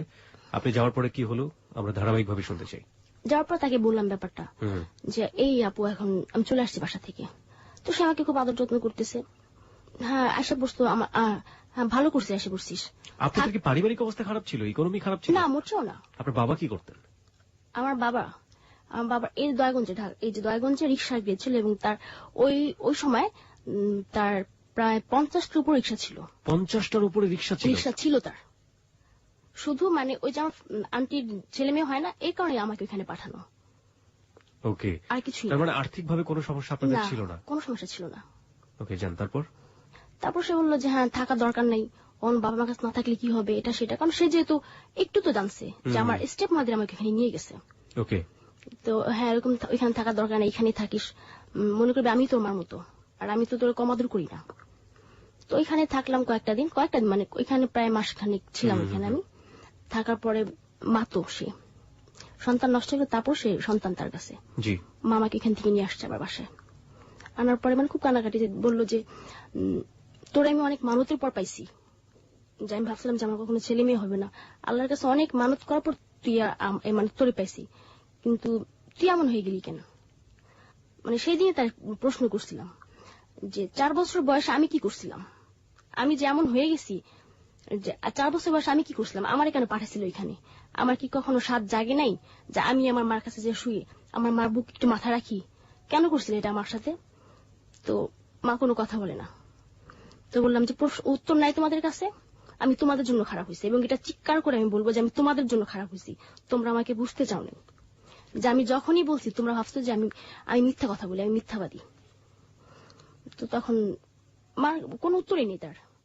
তারপর সে বললো যে দেখ মানুষ বাঁচতেছে না, ভালো হয়ে যা তুই। তখন বললাম যে না আমি ভালো হবো না, তোমাদের সামনে এখন এটা করবো, তোমাদের চোখের সামনে করব, এবং তোমাদেরকে এসে বলবে যে বর্ষা মা তোমার বর্ষায় দেখলাম অমুক একটা ছেলের সাথে ঘুরতে, সেটা তো খারাপ। তখন দেখবা যে কতটা খারাপ লাগে তোমার কাছে, তোমার মেয়ের সম্পর্কে এসে বলতেছে একটা বাজে মন্তব্য যে তোমার মেয়ে খারাপ হয়ে গেছে। মানে এই তখনই মানে এই ব্যাপারগুলো আমি এনজয় করতাম, এবং দেখা গেছে আমার মাকে মাঝে মধ্যে ফোন করে বলতাম আমি অমুক একটা ছেলের সাথে আসি মা, এরকম করতাম। তো একটা পর্যায়ে তখন আমার বাবা বলতেছে যে যাওয়ার হয়ে গেছে, ওরা এখন থাকতে বল বাসায়, ও তো মান সম্মান আর কত দিক দিয়ে মারবে। তো মান সম্মান মারতেছি, ঠিক আছে থাকবো না তোমাদের কাছে আমি। তো বলে যে থাকবি না, তা আবার তো আসিস। একটু ক্লিয়ার করেন আমাদের শ্রোতাদেরকে, মান সম্মান মারা বলতে আপনি দেহ ব্যবসার সাথে জড়িয়ে গেলেন? ফুললি আমরা যেটাকে বলি ফিজিক্যাল বিজনেস বা যেটাই বলি না কেন, এটার একটা কিছু নাম আছে, আমি সেই নামগুলো দিয়ে আমি আমার অতিথিকে অপমান করতে চাই না।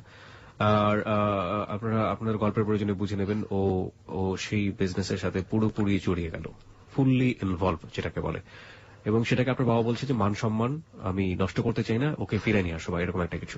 ওকে, তারপর যে এখানে তো আমাদের বাবা বললো যে ও তো অনেক মান সম্মান মারতেছে, ওরা বলে এখান থেকে ফিরে আসতে, আর নয়তো এমন কোথাও যাইতে যাতে আমাদের কোনো ছায়া ওর উপর না পড়ে, বা ও যে আছে মানে এরকম একটা আমাদের একটা মেয়ে আছে, এটা আমি কখনো মনে করতে চাই না। তো এটা বলার পর মা আমাকে বললো, তো আমি পাশের রুমই থেকে শুনছি সব। তো বললাম যে না, আমি ভালো হব না। তো ভালো হবে না, চলে যা। চলে আসছে আবারও। এসে কোথায় থাকতেন? ফ্রেন্ডের বাসায়। দেখা গেছে যে গেস্টে ফোন করতাম, ভাই থাকার সমস্যা রাখবেন না আমাকে, সে রাখছে, কোনো টাকা পয়সা লাগবে না, আমার রাখেন আমার একটু, এরকম এরকম করে রাখছে, এবং তার বিনিময়ে আপনার সাথে তার সাথে শারীরিক সম্পর্ক, তাই তো? এটাই। ওকে, তারপর? তো এরকম থাকতাম। তারপরে মানে হঠাৎ একটা ছেলের সাথে আমার পরিচয় হলো। ছেলেটা বললো যে বিয়ে শাদী কিছুই না, মানে সে থাকবে হচ্ছে গিয়ে এক কথা আমি দেহরক্ষিতা যেটা বলা হয়, লিভ টুগেদার বা যেটা লিভ টুগেদার। হ্যাঁ, লিভ টুগেদার, এরকম ভাবে সে আমাকে রাখবে। ঠিক আছে, রাখো। তো আমার একটা স্থান হইল। তো ছেলেটার নাম হচ্ছে রবিন, ওর ওয়াইফ আছে। আমাকে একটা বাসা নিয়ে দিল। কিছু ফার্নিচার নিয়ে দিছে। আর যেহেতু আমি এই লাইনের মধ্যে আছি, মানে এই সেক্সুয়াল লাইফটার মধ্যে আছি, তো আমার অনেক ভালো ভালো লোক আছে, টাকা পয়সা আছে। মানে ও চাচ্ছিল কি, মানে আমাকে দিয়ে মানে ওর স্বার্থ সিদ্ধি করা। ওকে। রবিন ছেলেটা স্বার্থ সিদ্ধি করা, মানে আমার এখান থেকে টাকা পয়সা নেবে, এটা চাচ্ছিল। তো আমাকে একটা ফ্ল্যাট নিয়ে দেয়, ফ্ল্যাটে থাকি। তো দেখা গেছে যে গেস্ট আসে, আমার সাথে অনেক এনজয় করে। আবার দেখা যায় যে কেউ বাড়ি থেকে মেয়ে নিয়ে আসতেছে, ওদের সাথে থাকতেছে, বিনিময়ে পাচ্ছি আমি তখন আমার রুম ভাড়াটা। ঘন্টা 1 ঘন্টা থাকবে 500 টাকা 1000 টাকা, মানে ওইটা মানে ওই গেস্টের উপর ডিপেন্ড করে বলি যে তার অ্যাকচুয়ালি তার কতটুকু ব্যালেন্স আছে দেওয়ার মতো। মানে 1 ঘন্টা 500 টাকা, বা দেখা গেছে যে তার চেয়ে আরেকটু উপরে লেভেলে, যে তারা বলে যে ভাই 1000 টাকা দিন। আপনার ফ্ল্যাটটা ভাড়া দিচ্ছেন আপনি এই কাজের জন্য 500 টাকা 1000 টাকা প্রতি ঘন্টায়। ওকে। আর দেখা গেছে যে আমার যে পার্সোনাল যে গেস্ট গুলো ছিল, এরা তো আমার সাথেই ছিল। আপনার বাড়িওয়ালা কোনো সমস্যা করতো না? না, এটা তো আর তারা কি জানতো, বা তাদের কি বইলা করবো আমি আমার ফ্ল্যাটে কি হচ্ছে। ওকে। আর ওইখানে সবাই জানতো যে আমি আর রবিন হাজবেন্ড ওয়াইফ। তো যখন আমি বুঝতে পারলাম যে আমি এখানে মানে ওইখানে, তখন আমার মান্থলি ইনকাম ছিল একদম না হলে 1 লাখ টাকার উপরে, একদম না হলেও। হ্যাঁ, এই আদার সবকিছু মিলে, অন্যান্য মেয়ে বা আমি নিজে সবকিছু মিলে, মানে ওই মেয়েদের টাকা পয়সা দেওয়ার পরও তার কাছে যে মান্থলি একদম 1 লাখ টাকার উপরে মানে ইনকাম হচ্ছে ওই বাসাতে। কিন্তু আমার ব্যালেন্স থাকতেছে না 1 টাকাও। আমি ওইখান থেকে 50 টাকা যদি খরচ করতে যাই, সেটা রবিনের কাছ থেকে আমার বলে নিতে হয়। আর রবিন করতো কি, সকালে আসতো বাসায়, আসার পরে কি কি লাগবে আমার এটা জিজ্ঞাসা করতো, বাতাটা করে দিত। তারপরে আবার আসতো সন্ধ্যায় আসার পরে সে মানে কে কে আসছে, কি হয়েছে, কত টাকা হয়েছে, টাকাগুলো নিয়ে সে আবার চলে যেত। আবার আসতো রাত 11টায়, কিছু হয়েছে, টাকা পয়সা থাকলে সব নিয়ে যেত, এ পর্যন্তই। তো পর যখন বুঝতে পারলাম যে অ্যাকচুয়ালি আমি এখানে থাকলে কিছুই হবে না আমার, এর মধ্যে রবিন করলে কি, মানে ও রবিনের চোখে মানে একটা জিনিস খারাপ লাগলো যে বর্ষা কেন একটা লোকের সাথে থাকবে। তখন আমাকে বারণ করলো ব্যাপারটা, যে তুমি এটা করো না। তো ঠিক আছে, আমি রবিনের কথা মতো আমি আর এটার সাথে তখনই করতাম না। রবিন বললো যে যত টাকা অফার করুক তুমি এটার মধ্যে যাবা না, আর যদি কেউ জোরও করে আমারে জানাবা। তো আমি মানে আমার যে গেস্ট মানে ছিল, তখন বললাম দেখেন আমার বিয়ে শাদী হয়ে গেছে, তো এখন তো আমি এটার মধ্যে পারতেছি না। তখন দেখা যাচ্ছে অনেকে মানতেছে, অনেকে আসতেছে না এই কথা শোনার পরে। তো তারপরে ওই রবিন আমার মানে এটা থেকে একটু বিরত রাখার পর তখন ওই অন্যান্য মেয়েরা আসতো আমার বাসায়, কিন্তু এদেরকে দিয়ে করতাম। কিন্তু পরে যখন বুঝতে পারলাম যে রবিন অ্যাকচুয়ালি আমাকে এটা অন্য কাজে ব্যবহার করতেছে, যে আমাকে ভালো তো দূরের কথা, ভালো তো বাসেই না, আমাকে মানে ওই হিসাবেই দেখতেছে, ওই হিসাবেই রাখতেছে, যে আমাকে কখনো বিয়েও করবে না। তখন মানে ওইখান থেকে চলে আসছি আমি, একদম সবকিছু ফালায় এক কাপড় এখান থেকে চলে আসছি। পর রবিন ফোন করছে, আয়সা পড়ো, কি করবা, তোমার কষ্ট হবে রাস্তায় থাকতে, বাইরে কেন থাকবা, তো এগুলা বলতো। কত মাস ছিলেন ওখানে রবিনের সাথে ছিলাম তখন 2010-এ প্রায় 6-7 মাস এরকম। ওকে। তারপরে এখান থেকে চলে আসছি।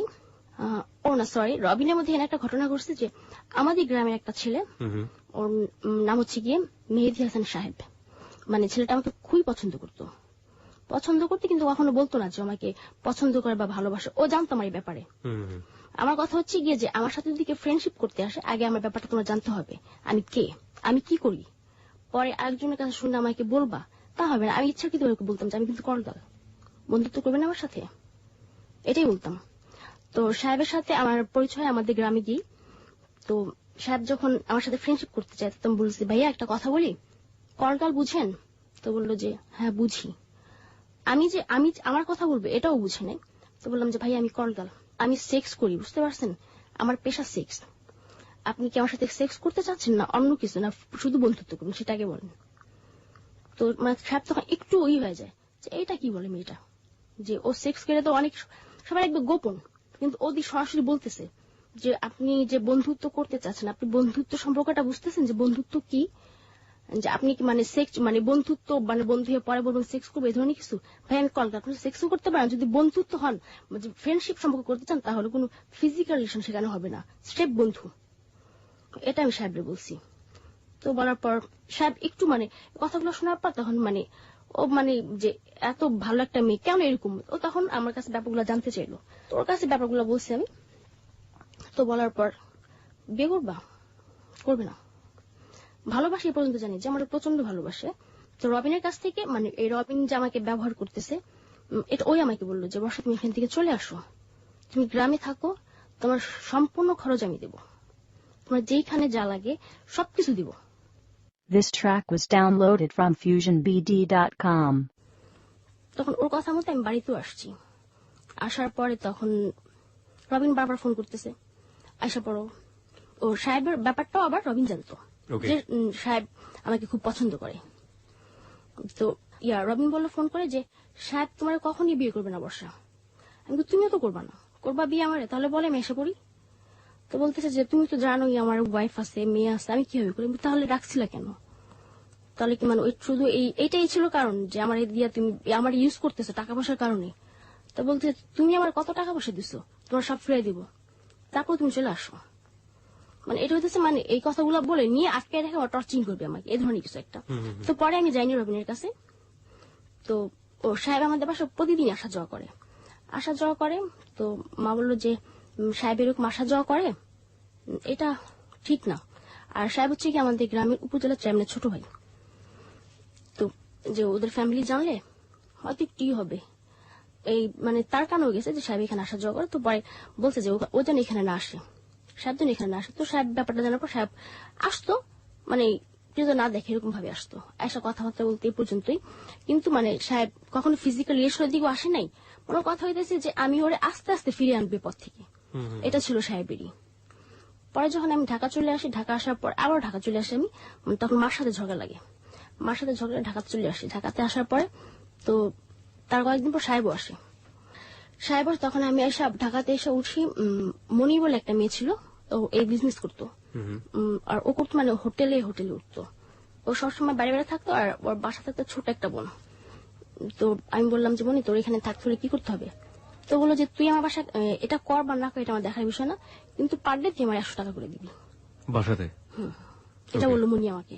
তো আমি চিন্তা করছিলাম যা হয়তো আরো বেশি বলবে, 100 টাকা করে। তো আমি এখানে থাকলাম কয়েকটা দিন। থাকার পরে এখন সাহেব ঢাকা আসছে। সাহেব আসা বলতেছে তুমি কই? বললাম যে আমি তো বান্ধবী মনির বাসাতে আছি। তো বললো যে আমি কি এখানে আসতে পারি? আমি বললাম যে না, এই জায়গাটা ভালো না। কি হয় এখানে? এখানে সেক্স হয়, আপনি জানেন না এখানে কি হয়, আমি কি করে আপনি জানেন না? তো বলতেছে যে তাহলে অন্য কোথাও দেখা করি, কিছু কথা ছিল।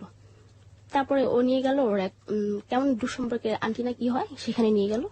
নিয়ে যাওয়ার পরে অনেক কথাবার্তা বুঝাইলো আমাকে। দেখো সে তো তোমার মা, আর সে তো তোমার ভালোর জন্য তোমাকে বকা দিছে, আর কোনো মা কি চায় যে তার সন্তান খারাপ হয়ে যাক? তো অনেক বুঝাইছে। তারপর আমি আসিনি, এখান থেকে আসি নাই। তো সাহেব পরে বিয়ে করলো। সাহেব মানে কখনো আমার বলে নাই যে আমি তোমার বিয়ে করব, বা এই যে আদার্স এই যে অনেক ছেলেরা আসে, মানে অনেক আসে, অনেক অহরহ ছেলে আসতেছে আমার কাছে, দেখতে অনেক সুন্দর, আমার খুব প্রশংসা আমার সামনে বৈশা। তারপরে মানে সেক্স করার আগে, আমার সাথে সেক্স করার আগে বলো তুমি এগুলা সেরা দাও, তুমি এত একটা ভালো মেয়ে কেন এগুলা করতেছো, এতই টাকা পয়সা আমার কাছে এসে পড়ে, আমি তোমার রাখি এটা সেটা। এই যে এখন যে বর্তমান মানে এখন এই বর্তমানটা বলতেছি আমি এখন বিশাল একটা সমস্যার মধ্যে আছি। বলছি প্রথমে যে মা মারা গেছে, তো এই না এটা আমাদের লিসনাররা জানে না, আপনি একটু প্রমাণ নিয়ে আসেন। তো আপনি যেটা বলছিলেন যে আপনার ছেলেরা এসে বলে এটা করে ওটা করে, যে ওই ছেলেরা মানে অনেক অহরহ ছেলে আসতেছে এবং সবাই মানে বলে যে ভালো হয়ে যাও, কিন্তু ভালো হওয়ার পেছনে যে একটা মানুষের দরকার, আমার পেছনে যে একটা গাইডের দরকার, বা এখন ভালো হইতে হইলে আমার একটা হাজবেন্ড প্রয়োজন আমার, কিন্তু সেটা মানে এই সঙ্গটাকে দিতেছে না। ভালো হয়ে যাও, এই পর্যন্তই। বর্ষা ভালো হয়ে যাও, আমি দেখবো তোমারটা। কিন্তু পরে ফোন দিয়ে, হ্যালো ভাইয়া কই, আমি বিজি বর্ষা, পরে ফোন দিও, এই পর্যন্তই। তো এই এখন যে বর্তমানটা, গত 9 ডিসেম্বর 2012 আমার মা মারা গেছে, আমি ঢাকাতে। এবং আমি যখন খবরটা শুনি তখন আমি এক গেস্টের সাথে বসে বসে কথা বলতেছি। এর মধ্যে আমার বাবা মাকে ফোন করছে যে বর্ষা কই তুই? বললাম তো বাইরে। কেন, কি হয়েছে? তো বলতেছে যে তোর মা খুব অসুস্থ, তোরা দেখতে চাইতেছে, আইসা পর। তো অসুস্থ, তখনই আমার কাছে একটুই লাগছে যে মা অসুস্থ, আমার দেখতে চায়, কখনই না, হয়তো আমার মা নাই। তখন আমি বলছি আব্বা মার কিছু হয়েছে? তো বলছে আর না, তোর মা অনেক অসুস্থ, তুই আসা পর, তোর বড় আপা আসবে, তোর বড় মা আসবে, ওদের সাথে আসা পর। তো আমি বললাম আমার বড় আপার ছেলে মানে সামনে পরীক্ষা। তো বলতেছে ওর তো অভি তো পরীক্ষা, অভি কিভাবে আসবে, ওরা আসবে না। তো বলতেছে ওরা আসলে আসুক, না আসলে আসুক, তুই চলে আয়। তো আমি বাসায় গেছি, বড় আপার বাসায় গেছি। বড় আপার বাসায় যাওয়ার পরে বড় আপা বলতেছে কিরে আম্মা কি অনেক অসুস্থ? এটা বড় আপা আমার বলতেছে, বড় আপার কাছে বলা হয় না যে আমার মা মারা গেছে। বললাম যে এরকম ভাবে তো কখনো বলে নাই, মনে হয় মা খুব অসুস্থ, চল দেখে আসি যা। তো বড় আপা আমরা সব একসাথে গেছি। যাওয়ার পরে দেখলাম যে আমার মায়ের লাশ। মানে মারে ঘৃণা করতাম না, ভালোবাসি, প্রচন্ড ভালোবাসি তারে, এখনো ভালোবাসি। আর আমি মনে করি যে আমার লাইফ থেকে কিছু একটা হারিয়ে গেছে আমার। যে আগে মানে যতই খারাপ করছে, একজন ফোন করে আমাকে জিজ্ঞাসা করছে বর্ষা কই আছিস মা, ভালো মতো চলিস। কিন্তু এখন সে বলার মতো লোকটা আমার আর নাই, যে আমি খারাপ করলেও সে আমার বলছে। তো এখন যে প্রবলেমটা, এই যে এখনো এই যে 31st নাইটে বিশাল বড় লোকের ছেলেরা আসছে আমার কাছে, সেক্স করার জন্য আসছে। মানে সেক্স করার আগে বলতেছে বর্ষা তো শুনলাম তোমার নাকি থাকার খুব সমস্যা ঢাকা শহরে। হ্যাঁ ভাই, থাকার খুব সমস্যা। কোথায় আছো এখন তুমি? আমার বড় আপার বাসায় আছি, ওইখান থেকে আমার বিহিত সমস্যা। কেন সমস্যা? আমার বড় আপা যেহেতু একটা ভালো মেয়ে, সে কখনই চায় না যে তার বাসা থেকে একটা মেয়ে এরকম বারবার বের হোক। আর বারবার একটা মেয়ে যদি বের হয় তাহলে এটা ভালো চোখে কেউই দেখে না, এমনি বুঝতে পারে। তো বলতেছে কোনো সমস্যা নেই, আমরা বাসা নিয়ে দেব, নিয়ে দিতেছে। এই পর্যন্তই, ওই 31st নাইট পর্যন্তই তাদেরই।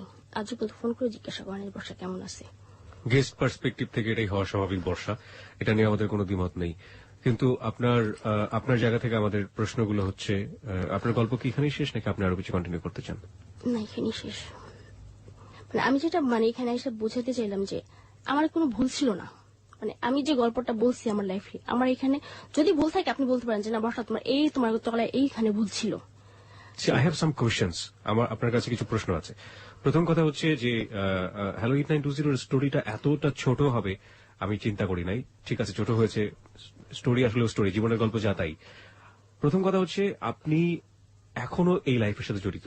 হ্যাঁ, আপনি এখনো এই আপনার শারীরিক যে সম্পর্ক, যেটা আমরা বলে থাকি অবৈধ শারীরিক সম্পর্ক, সেটার সাথে আপনি জড়িত। আপনি এটা থেকে কেন সরতে পারছেন না? আপনার মূল কারণটা আপনি বলেন যে আপনি এটা থেকে কেন সরতে পারছেন না। আমি এটা থেকে কেন সরতে পারছি না? মানে এখন আমি মানে সরে কি করব? আমরা কি বিয়ে করবে? মানে সাপোজ একটা ছেলে আমাকে না জানিয়ে বিয়ে করলো, কিন্তু আদার্স যারা আছে এরা কিন্তু বলে দিবে, একদিন না একদিন বলবে যে এই বর্ষা এরকম ছিল, তখন সেটা আমার সাথে ঘর করবে? করবে না, তাই না? কারণ ওর ওয়াইফরে কেউ খারাপ বলবে এটা কখনই চাইবে না। আর প্রথমত হচ্ছে গিয়ে যে আমি মানে ছাড়তে পারতেছি না তা না, যে এখন মানে ওই 31st নাইট পর্যন্ত মানে স্টপ, এখনো পর্যন্ত আর কিছুই না। এই যে ঘুরতেছি, বাসা আপার বাসা থাকতেছি, বাবা বলতেছে যে লাইফে তো অনেক দেখছিস, কি পাইছিস? কিছুই পাস নাই। মানে আমার এই ব্যাপারটা আমি আমার ফ্যামিলির সবাই কাছে বলছি, এবং এটা খুব বড় গলা বলছে আমি আর খারাপ হয়ে গেছি, ছেলেদের সাথে আমি না মেলামেশা করি। কেন করি জানিস? আমার মা বাবার কারণে। তারা আমার বিশ্বাস করেনি এবং তারা নিজেরাই তুলে দিচ্ছে আমার খালা খালুর হাতে যে নষ্ট করে দিন ওরে। তখন আপা এই বুঝায় যে এগুলো লাভ নেই, ভালো হয়ে যা, বা তোর এখনো তোর বয়স এমন না যে তোরা দেখলে বুঝাতে অনেক বয়স, তাও না, আর তুই স্কুলে ভর্তি করে দিই, আমি আমার টাকায় তুই পড়াশোনা কর, এখনো তারা বলে। কিন্তু আমি ভাবি যেটা, যে আমার এই নষ্ট লাইফটার কথা যখন আমার হাজবেন্ড জানবে তখন সে কি করবে, বা আমি আমার হাজবেন্ডকে কি দেব, কি আছে দেওয়ার মতো? এই 4 বছরে আমি না হলে হাজারো লোকের সাথে মেলামেশা করছি, হাজারো লোকের সাথে। যখন সেটা জানবে যে আমার বউ আর এক হাজারো লোকের সাথে মেলামেশা, তখন সে আমার রাখবে? ওকে, আমাদের উত্তর নেই, আমার কাছে স্পেশালি কোনো উত্তর নেই, আমি লিসনারদের উপর ছেড়ে দিতে চাই। আপনি আমাকে বলেন তো আপনার ফিলিংসটা কি হয় এই মুহূর্তে, আপনি যখন হাজারো ছেলেদের সাথে মেশেন? আমার কোনো ফিলিংস নেই। তাহলে আপনি কেন মেশেন? আমার কোনো ফিলিংসই নেই, মানে এই কাজটাতে মানে কোনো ফিলিংসই নেই আমার। আমার শুধু ফিলিংস একটাই, আমার টাকা, এটাই আমার ফিলিংস। কত টাকা রোজগার করেন এখন আপনি প্রতি মাসে? এখন ওই যে মানে এখন একদম কম করে হলো 50,000 টাকা। কম করে হলো 50,000 টাকা আপনি রোজগার করেন। ইটস আ Monthly বিগ এটা। অ্যামাউন্ট অফ মানি আপনার জায়গাটা থেকে। সো আপনি তো ইচ্ছে করলে যতদিন যাবত এই পেশাতে আছেন, আপনি কিছু টাকা সেভ করে হলো ভালো রাস্তায় চলে আসতে পারতেন। আপনি আপনি আপনি কি সেটা করেছেন? না, আমি তো কোনো টার্গেট নিয়ে নামি নাই, যে আমি একটা টার্গেট আছে যে না আমি এত বছর এই কাজটা করবো, করে ভালো হয়ে যাব। আমি এই ধরনের কোনো টার্গেট নিয়ে নামি নেই। বা আমি যখন এই যে টাকা পয়সা যাই পাইতেছি, মানে এখন 2,000 টাকা দিচ্ছে আমাকে একজন, ওটা তখনই শেষ। বা আসছি থেকে রাস্তা দিয়ে দেখা গেছে যে এটা সেটা বন্ধু বান্ধবদের কিনে এটা শেষ। আপনি ড্রিঙ্কস করেন? হ্যাঁ, আপনার কথা শুনে বোঝা যাচ্ছে আপনি ড্রিঙ্কস করেন। আর আপনি যে অ্যামাউন্টের মানি পান সেটা তো আসলে আপনার ব্যয় হয় কিভাবে? ড্রিঙ্কস করে, বাটি করে, এসব করে? ড্রিঙ্কস করি, আমি ড্রিঙ্কস করি, ইয়াবা সেবন করি, এই মানে ইয়াবাটা কন্টিনিউ। ইয়াবার পেছনে আপনার কত টাকা যায় প্রতি মাসে? প্রতিদিন না হলেও 3,000 টাকা যায়। ইয়াবার না পেছনে? হলেও ইয়াবার পেছনে 10টা ইয়াবার দাম 3,000 টাকা, যদি ভালো কোয়ালিটি আনতে চাই। এটা আপনাকে কি দেয়? এই ইয়াবারটা আপনাকে কি দেয়? যারা বিক্রি করছে তারা দেয়। না না না, আপনার বেসিক্যালি খাওয়ার পরে আপনি কি পান? কি পাই? কিছুই না। আপনি লাস্ট কখন খেয়েছেন ইয়াবা? এখানে আসার লাস্ট আগে কতক্ষণ আগে খেয়েছেন, বা সময়টা মনে করতে পারবেন? 6টা।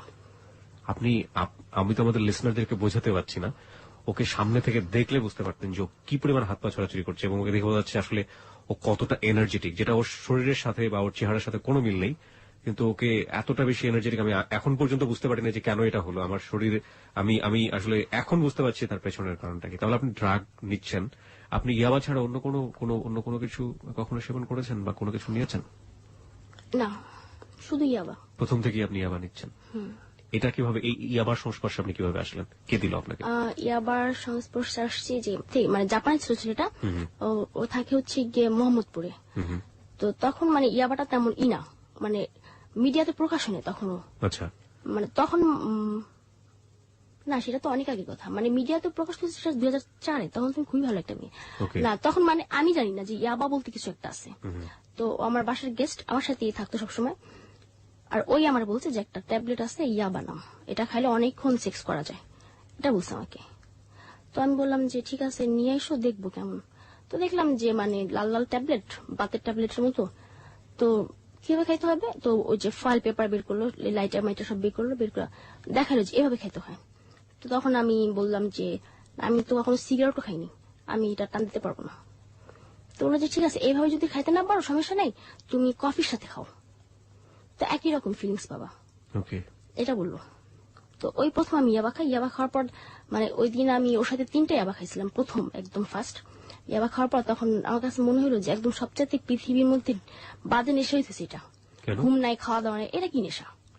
যে একটা মানে একটা জিনিস খাইছি, মানে ড্রিঙ্কস করলে কিছুক্ষণ পর ঘুম এসে পড়বে, আর এটা খাইলে মানে 2-3 দিন কোনো ঘুম টুম কিছুই না, মানে খাওয়া দাওয়া কিছুই নাই, প্লাস দেখা যাচ্ছে ফেজের একটা অবস্থা অন্যরকম হয়ে যায়, যে তখন দেখলে বোঝা যায় যে একটা ও কিছু একটা খায়, এর মানে খুব বিশ্রী একটা অবস্থা হয়ে যায়। তো এটা মানে চিন্তা করতে অনেক দিন খাইনি।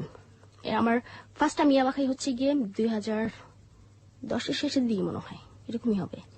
আর তারপর থেকে আরেকটা ফ্রেন্ড ছিল, মানে ও মানে কন্টিনিউ ওর সাথে থাকতোই সবসময়, আর একটা পর্যায়ে মানে ওর সাথে আমার বেশ চলাফেরা ছিল শুধু ইয়াবাটার কারণে। আর এটা কোথায় পাওয়া যায় না পাওয়া তখন আমি জানতাম না, মানে এখন যেমন জানি জহর ওর ফোন দিলে আসতেছে, মানে তখন কিভাবে আসে এটা আপনার যদি বলতে কোনো সমস্যা না হয়? দেখা গেছে যে মানে ইয়াবা ব্যবসায়ী যারা আমাদের এলাকায় যারা আছে, এদেরকে ফোন দিলে ওরা এসে দিয়ে যায়। সো আপনার তাদের সবার সাথে কানেকশন আছে? না, কানেকশন বলতে মানে ফিজিক্যাল রিলেশন না, হ্যাঁ ইয়াবা খাই এ পর্যন্তই। ওকে, তারা নিজেও কি এটা সেবন করে? অনেকে খায় অনেকে খায় না, মানে যারা যাদের কাছ থেকে আমি নিতেছি, মানে আমি জানি যে একটা ডিলার, আমি ওর থেকে নেবো, কি করে না সেটা তোমার দেখার বিষয় না। আপনি যদি না খান ইয়াবাটা তাহলে কি ফিলিংসটা হয়? আপনি কখনো গ্যাপ নিয়েছেন, বড় কোনো গ্যাপ? সেই সময়টা আপনার কি হতো, অনুভূতি কি হতো? কোনো অনুভূতি নেই। বা এই যে মানে একটা আছে যে মানে যারা ফেন্সিডিল খায়, ওদের একটা ইয়ে আছে যে ওরা ফেন্সিল যদি না খায় হাত পা কাঁপবে, জ্বর চলে আসবে, ঠান্ডা লাগবে এরকম। কিন্তু ইয়াবা না খেলে কিছুই না, যে হাত পা কাঁপবে বা কিছু। কোনো ক্ষতি করে না ইয়াবা এই না খাইলে কোনো শরীরের মধ্যে এমন কোনো? না না না, এটা আমার মধ্যে আমি দেখতেছি না। আপনার মধ্যে আপনি দেখেননি? আপনি ইয়াবাটা খাওয়া শুরু করলেন মূলত বেশি সেক্স করার জন্য, আপনি সেটা বলছিলেন? না, তাহলে? বেশি সেক্স করার কারণে না, মানে পরে যখন ওই আমার ওই ফ্রেন্ড যখন বললো যেটা খাইলে অনেকক্ষণ, মানে দেখা গেছে যে আমি 10 মিনিট সেক্স করতে পারতেছি, মানে একটা ছেলের ব্যাপার বলতেছে যে ছেলেটা 10 মিনিট পারতেছে, মানে সেখানে আর একটু টাইম বেশি নেবে, মানে এইটা বলছে। কিন্তু আমি যে এই পর্যন্ত মানে আজও পর্যন্ত জিয়াবা খাইতেছি, আমি কখনো দেখি না যে এটা সেক্সের প্রতি কোনো এফেক্ট হবে, কোনো প্রভাব কিছুই নাই। এটা ফালতু একটা কথা। তাহলে আপনি কেন নেন? এখন 10টা করে নিচ্ছেন আপনি? টাকা আছে নিতেছি, টাকা যেদিন থাকে না চুপ বসে থাকি, মানে খাইতেই হবে এমন কোনই না। আজকে মানে আপনাদের স্টুডিওতে আসার আগে আমি খেয়েছি, এবং ফার্স্ট যখন আমাকে শাকিল ভাই ফোন করে তখন আমি খাওয়া শেষ করছি। ওকে ওকে কুল। আমি কি কোশ্চেন করবো, আমি একটু অ্যাবরতবর হয়ে গেছি এ পর্যায়ে এসে। ওকে প্রিয় শ্রোতা, আপনারা শুনছেন হ্যালো 8920। হ্যাঁ, হ্যালো 8920 আজকে বর্ষা আছে আমাদের সাথে। বর্ষা তার জীবনের গল্প বলছে। বর্ষা, আমরা গল্প এখনো শেষ করিনি, আরো অনেক কিছু জানার আছে আপনার কাছ থেকে। আপনি আপনার লাইফটা নিয়ে কি স্বপ্ন দেখেন এখন? প্রত্যেকটা মানুষেরই স্বপ্ন থাকে। প্লিজ স্পিকারটা একটু কাছে নিয়ে বলবেন, মাইক্রোফোনটা কাছে নিয়ে। আমার লাইফটাকে নিয়ে আমি কি স্বপ্ন দেখি?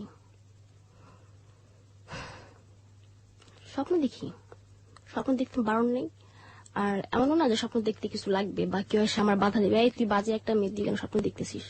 স্বপ্ন দেখি প্রতিদিন, আমি চোখ ভরে স্বপ্ন দেখি যে আমার খুব ভালো একটা বিয়ে হবে, এই তো আমার লাইফটা আমি গোছাবো, এরকম স্বপ্ন আমি দেখি। আপনি কি পারবেন কথা দিতে যে একটা ছেলে আপনাকে সবকিছু মাফ করে দিয়ে আপনাকে নিয়ে সুখী হতে চাইলো, ঘর সংসার করতে চাইলো, সেই ছেলের কোন একটা আচরণে বা সেই ছেলের কোন খারাপ আচরণে আপনি পূর্বের লাইফে ফিরে যাবেন না? কখনই না। আগে আমারটা দেখতে হবে যে আমি তো ছিলাম এক সময়, সে না একটা করছে, মাফ করে দিই, সে তো আমার কতগুলো করে দিছে।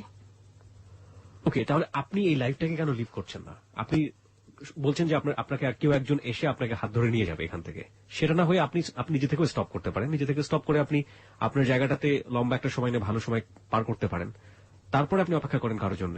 আপনি সেটা কেন করছেন না? না, আমি যে লম্বা সময় পার করি তা কিন্তু না, এর মধ্যে 6 মাস একদম টোটালি গ্যাপ ছিল, এটা এই সেক্সুয়াল ব্যাপারটা মানে টোটালি গ্যাপ ছিল। হ্যাঁ, ভালো হয়ে যাবো আমি, কিন্তু কই মানে ওই ধরনের কোনো সারা শব্দ, ওই একই ফোন দিতেছে আসো, এই পর্যন্তই। হ্যাঁ, বাবা মার কথা শুনি নাই যে তা না, শুনছি, তাদের কথা শুনছি আমি। আপনার ফ্যামিলি থেকে ট্রাই করেনি আপনাকে বিয়ে দেওয়ার জন্য? আপনার বাবা ট্রাই করেনি? এখনো পর্যন্ত না। আপনার বোনরাও ট্রাই করেনি? কেউ না। আমার যে ছোট বোন, মানে আমার মার পেটে আমরা 2 বোন, তো আমার যে ছোট বোন, ওর কিন্তু বিয়ে হয়েছে কত প্রায় 4-5 বছর হয়ে গেছে, বিয়ে হয়ে গেছে। কিন্তু আমার ফ্যামিলি আজও পর্যন্ত মানে তাদের একটা দায়িত্ব আছে না, থাক ও খারাপ হয়েছে তাতে কি হয়েছে, ওরা গ্রামে নিয়ে বিয়ে দিয়ে দিই, এরকম তাদের ভিতরে কোনো ফিলিংস আমি দেখিনি। মাঝখানে তো একবার চেষ্টা করেছিল, আপনার মা বলেছিল, আপনি তখন জাননি? আমার মায়ের মানে যা করছে শুধু মাই করছে, তারপর দেখা গেছে বাবার কোনো উৎসাহ পায়নি, সেজন্য হয়তো সে সাহস পায়নি। আপনাকে হাজার হাজার মানুষ আজকের স্টোরি শুনে গালি দিতে পারে, ইভেন দিচ্ছ অনেকে খারাপ বলবে, খুব বেশি কিছু মানুষ যারা সিম্প্যাথি দেখাবে। আপনার অনেক ক্লায়েন্ট আজকে এই গল্পটা শুনেছে, তারা লজ্জায় মুখ ঢাকবে, তাতে সবার উদ্দেশ্যে আপনার কি বলার আছে? সবকিছু মিলিয়ে শ্রোতাদেরকে আপনার কি বলার আছে? সবকিছু আমার সেই ক্লায়েন্ট দেখে না, শুধু ক্লায়েন্টদেরকে না, ক্লায়েন্টদের সবকিছু আমি পার্টিকুলারলি আলাদা করে শুনবো। তার আগে আপনি আমাকে বলেন তো, আপনি হ্যালো 8920 তে কেন আসলেন? কেন আসলাম মানে আমি যেদিন ফার্স্ট এইটার গল্পটা শুনি, মানে সেদিন মানে রবিন নামে একটা ছেলে আসছিল আপনাদের স্টুডিওতে, ছেলেটা 2টা বিয়ে করছিল, মানে ওইটাই মানে ই করতেছিল, সে শেয়ার করতেছিল। মানে একটা পর্যায়ে আপনি তাকে পাগল বলছিলেন, যে আপনি আসলে একটা পাগল, মানে সবকিছু মিলে আপনি একটা পাগল, এটা তারা বলছিলেন। তো মানে আমি ওই দিনই ফার্স্ট শুনছি, মানে এরকম একটা গল্প যে ওই দিনই আমি ফার্স্ট শুনলাম। শোনার পরে চিন্তা করলাম যে তাহলে এই অনুষ্ঠানটা অনেক আগে থেকেই হয়, তাহলে আমি তো একজন কল গার্ল, এইরকম না কেউ জানি আজ পর্যন্ত। আমি বলি আমার লাইফটা, আর এটা যদি মানে লাইভ শো হইতো, মানে সামনাসামনি টিভিতে দেখানো হবে, আমি তাও আসতাম। কেন আসতেন? বলতাম, আমার সবাই দেখতো যে মেয়েটা কত সাহসী, যেটা আমার মানে সবাই ঘৃণা করবে, করুক। আপনার এই যে সাহস, এই সাহস তো অনেকেরই ক্ষতি করতে পারে। তারা তো কিরকম ধরেন, আজকে এই যে আমরা আপনার অনুষ্ঠানটা প্রচার করছি, এখানে অনেক ছোট ছোট বাচ্চারা শুনবে, যারা এখন পর্যন্ত বয়প্রাপ্ত না, যারা রেডিও শুনে থাকে, কেউ হয়তো এসএসসিতে পড়ে, কেউ হয়তো অনেক জুনিয়র, তারা তো এটা শুনে অনেকেই ভরকে যাবে, ভয় পেয়ে যাবে। তাদের উদ্দেশ্যে আপনার কি বলার আছে? না, তারা এই ভুলটা কেন করবে? তারা তো শুনলো আমার লাইফ সম্পর্কে, তাই না? যে অ্যাকচুয়ালি এটা কোনো মানে আনন্দদায়ক বা কোনো মজার কোনো লাইফ না। যে আমি এই যে যতগুলো কথাই বলছি, হ্যাঁ আমার সাহস আছে তারপরে বলছি, কিন্তু নিজে নিজে তো একটা লজ্জা তো একটি আছে যে আপনার সামনে আমি বলতেছি কথাগুলো, আমি কি একটু লজ্জা পাচ্ছি না? পাচ্ছি। আমি কিন্তু এখানে অনেকগুলো মানে জিনিস এড়াইছি আপনার কাছে, যেগুলো আমি লজ্জায় বলতে পারি নাই। লেটস সি, আমার মনে হয় আপনি শেয়ার করেন, আমাদের সাথে তারা শুনুক। আমার কোনো লজ্জা নেই, বিকজ আমি এখানে যখন অনুষ্ঠান উপস্থাপনা করি তখন লজ্জা, শরম, ভয়, ভীতি সবকিছু ঝেড়ে ঝুড়ে দিয়ে আসি। আমি রিয়েল জিনিসটা উপস্থাপন করার চেষ্টা করি, আর সেটা আমাদের শ্রোতারা কিভাবে শুনে, সেটাকে কিভাবে নিচ্ছে, তাদের উপরে আমরা ছেড়ে দিই। Radio is one sided media, এটা 10 জনে মিলে শুনতে হবে এমন কোনো কথা নেই। প্রত্যেকের কারণে হেডফোন দিয়ে নিজে নিজে শুনতে পারে, তার জায়গাটা থেকে সে ইভালুয়েট করে শুনবে যে আসলে যেটা বলছে। আপনি তো আমাদের সমাজের চিত্র, আমরা সমাজের চিত্রটাই এখানে উপস্থাপন করছি, আপনাকে অ্যাভয়েড করার কোনো সুযোগ আমাদের নেই। আপনি কি অ্যাভয়েড করেছেন সেগুলো আপনি আমাদের সাথে যদি চান শেয়ার করতে পারেন। না, অ্যাভয়েড করতে বলছি কি, মানে অ্যাভয়েড করছে এতটুকুই, মানে কয়েকটা মানে সিরিয়াস ব্যাপার, যে মানে যেগুলো শুনলে মানুষ বলবে যে পৃথিবীতে মানে এরা কি, বা মানে যে মেয়েটা একটু আগে তার বাবা মার সম্পর্কে এতটুকু ভালো বললো, মানে সেই ফ্যামিলি, মানে সে বাবা মা পাশের রুমে, সে পাশের রুমে সেক্স করতেছে, এটা তার বাবা মা কিভাবে মেনে নিল? এরকম কি ঘটনা ঘটেছে যে আপনি আপনার বাবা মা জানতো, এবং পাশের রুমে কি ক্লায়েন্ট নিয়ে আপনি এরকম ডিল করেছেন কখনো? ক্লায়েন্ট আনতো হচ্ছে গিয়ে সে আমার স্টেপ মাদার, যে সে ক্লায়েন্ট আনতো। আমার পার্টটা আমার একটু জানা দরকার। আমি এই পার্টের আগে স্টেপ মাদার এবং ফ্যামিলি পার্টটা অনেক অনেক বেশি ইম্পর্টেন্ট, বিকজ ও যেটা বলছে যে আমরা যেটা জানতাম পুরো স্টোরিতে, যে স্টেপ মাদার শুধুমাত্র চেয়ারম্যানের কাছে নিয়ে গেছে, কিন্তু মাঝখানে স্টেপ মাদারের অনেক বড় একটা পার্ট সে এখানে হাইড করে গেছে। আমরা একটু জানতে চাই, ফ্যামিলির কাছে আমরা আরেকবার একটু ফিরে যেতে চাই। সংবাদের পরপরই আমরা ফিরে আসবো। ফিরে আসার পর আমরা আজকের এই গল্প খুব ছোট করে শেষ করে দিব। সেখানে যদি আপনাদের কিছু বলার থাকে আপনারা বলতে পারেন। আর এই মুহূর্তে যারা ফেসবুকে রয়েছেন, যারা বর্ষাকে নিয়ে বিরূপ কোনো মন্তব্য করছেন, তাদের সবাইকে আমরা রিকোয়েস্ট করব, please do not do that, respect this girl. Okay, সে অকপটে স্বীকার করেছে, এবং তার আজকের যে অবস্থা, সেই অবস্থার পেছনে তার পরিবার দায়ী, তার বাবা মা নিজে দায়ী। সুতরাং যদি হেট করতে হয়, সে নিজেও কিন্তু হেট করে না, সুতরাং এই সব পারিপার্শ্বিকতাকে মূল্যায়ন করে আপনি গল্পটার লেসন নেবার চেষ্টা করেন। একটা কথা আছে, পাপকে ঘৃণা করো পাপীকে না। ও যে হ্যালো 8920 এসছে, সেজন্য আমি ওকে আন্তরিকভাবে সাধুবাদ জানাই, যে এতটা সাহস এবং এতটা সৎ সাহস না থাকলে আসলে কেউ এভাবে নিজেকে অকপটে স্বীকার করতে পারে না। বিষয় আপনি আমাদেরকে বলেনি। আসলে আপনি আপনার জীবনটাকে যতটা স্পষ্ট করে তুলে ধরেছেন, তারপরে আর গোপন করার কি বা থাকে? আপনি অকপটে স্বীকার কেন বলতে চাচ্ছি না, এটা হচ্ছে গিয়ে যে তাহলে মানে ফ্যামিলির প্রতি, বাবা মার প্রতি ছেলে মেয়েদের একটা ওই ঘৃণা চলে আসবে, যে বাবা মা এতটা খারাপ কিভাবে হয়। নিশ্চয়ই পৃথিবীর সকল বাবা মা এরকম নন। আমি এমনও দেখছি যে নিজের মেয়েকে শুধু 500 টাকার বিনিময়ে আমার কাছে নিয়ে আসছে, যে আমার 500 টাকা তো তুমি ওরে দিয়ে দিও একটা যে কোনো ছেলের কাছে। ও মাই গড, মানে আপনাদের এরিনাতে এটা হয়? হ্যাঁ, মানে এটা আমি নিজের চোখে আমার দেখা। মানে আপনি বলছেন যে ফিজিক্যালি যে ব্যবসাটা বা আছে, সেখানে বাবা মারাও অনেক বেশি ইনভলভ থাকেন। আপনার ক্ষেত্রে কি হয়েছে? আপনি স্টেপ মমকে নিয়ে কিছু একটা বলছিলেন।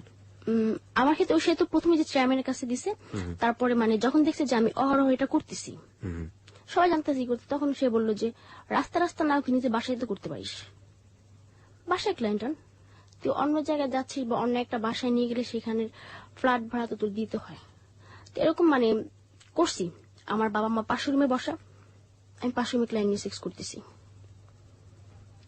মানে এই তখন মানে বাবা মার সামনে এসে দাঁড়ানো যে একটা মেয়ের জন্য কতটা মানে লজ্জাজনক।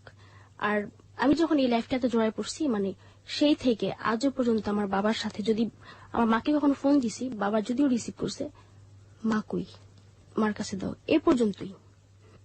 আজকে মানে আমার মা মারা যাওয়ার পরে বাবা ফোন দিছে আমাকে ঢাকাতে আসার পর, কিন্তু আমি ফোন রিসিভ করিনি। কিন্তু আজকে সে কয়েকবার ফোন দেওয়ার পর আমি ফোনটা রিসিভ করছি। রিসিভ করার পর বলতেছে, তোর ফোন দিলে ফোন রিসিভ করিস না কেন? বললাম যে এমনি একটু ব্যস্ত থাকি তো এই জন্য।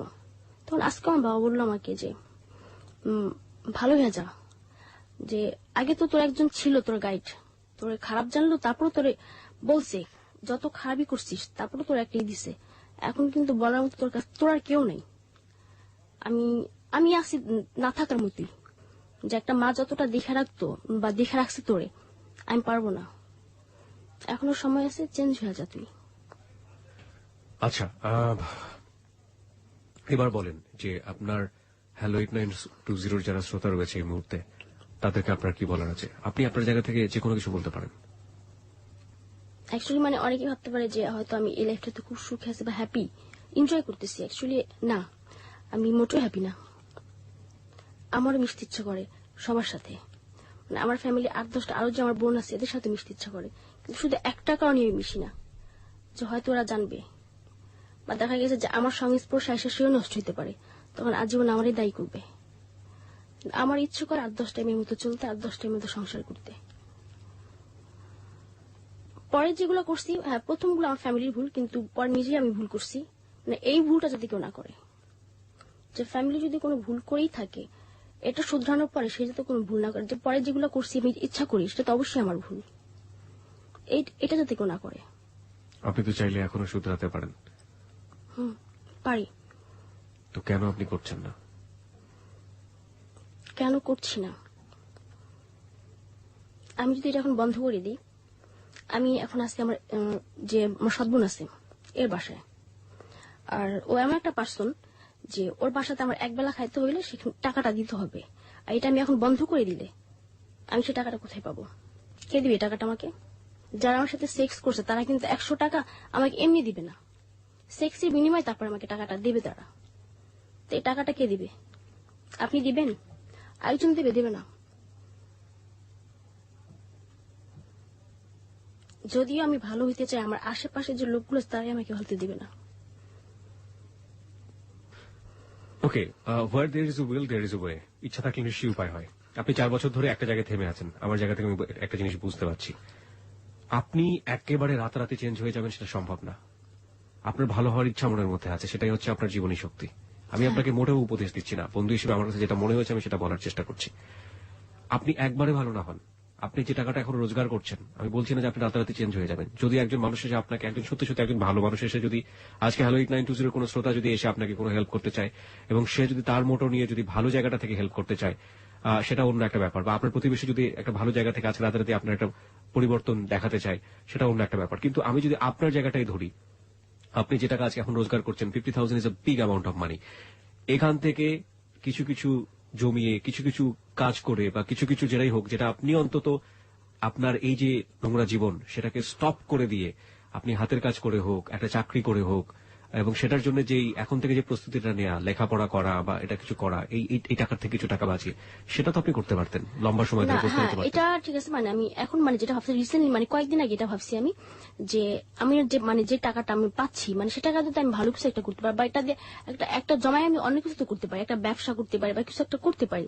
তো মানে সেই দিন এটা আমি চিন্তা করছি যে এখন যেটা হবে আমার সামনে, মানে যে টাকাগুলো আসবে আমার হাতে, সেটা দিয়ে আমি মানে একটা মানে ফেব্রিক্স বা হাতের কোনো কাজ শিখবো, সেটা দিয়ে আমি পরে মানে একা একা চলতে পারবো। মানে এই লাইনটাতে মানে টোটালি মানে চলে আসা। আর এই যারা আমাকে চেনে, মানে যে এলাকাটা আমাকে বেশি চেনে, মানে এই সাইডটা থেকে দূরে কোথাও চলে যাওয়া, যেখানে বর্ষাকে সবার নতুন ভাবে জানবে।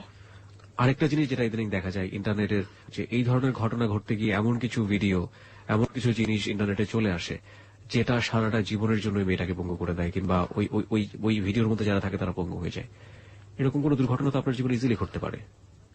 আপনি কি বি অ্যাওয়ার অ্যাবাউট দ্যাট? আপনি ওটার ব্যাপারে সচেতন? বা এরকম কখনো কোনো কিছু ঘটেছে আপনার জীবনে? এরকম ভিডিও হ্যাঁ আছে। এটা যে বাজারে ফ্লাশ হয়েছে বা হবে, বাজারে ফ্লাশ হবে কিনা তা আমি জানি না। আর যে আমাকে মানে এই ব্যাপারটাতে ভয় দেখায়, যে ও আমার ভিডিও আছে, আমি দেখছি, আমার দেখাইছে ও, সে যে তোর ভিডিও আছে, মানে আমার সাথে কিছু করবে না, ছেড়ে দেবো। তার একটা কথাই বলছে, ছেড়ে দাও ভাইয়া, কোনো সমস্যা নেই, আমাকে সবাই চিনবে। তখন আমার একটু নাম্বার বেজে না, বর্ষার একটু ডাকি, আমি কিন্তু সাথে আমার নাম্বারটাও দিয়ে দিও, যেগুলো দিয়ে আমার ভয় দেখায় লাভ নেই, ছাড়া দাও। বেরোতেছে না হাজার হাজার মেয়ের, কয়জন কায়রে চিনে আছে, আমার এরকম ভিডিও আছে, এটা নিয়ে আমার কোনো ভয় নেই। আমি জানি যে যদিও ছাড়ে কি হবে, কেউ বিয়ে করবে না, আমাকে না করুক, চলে যাবো দূরে কোথাও।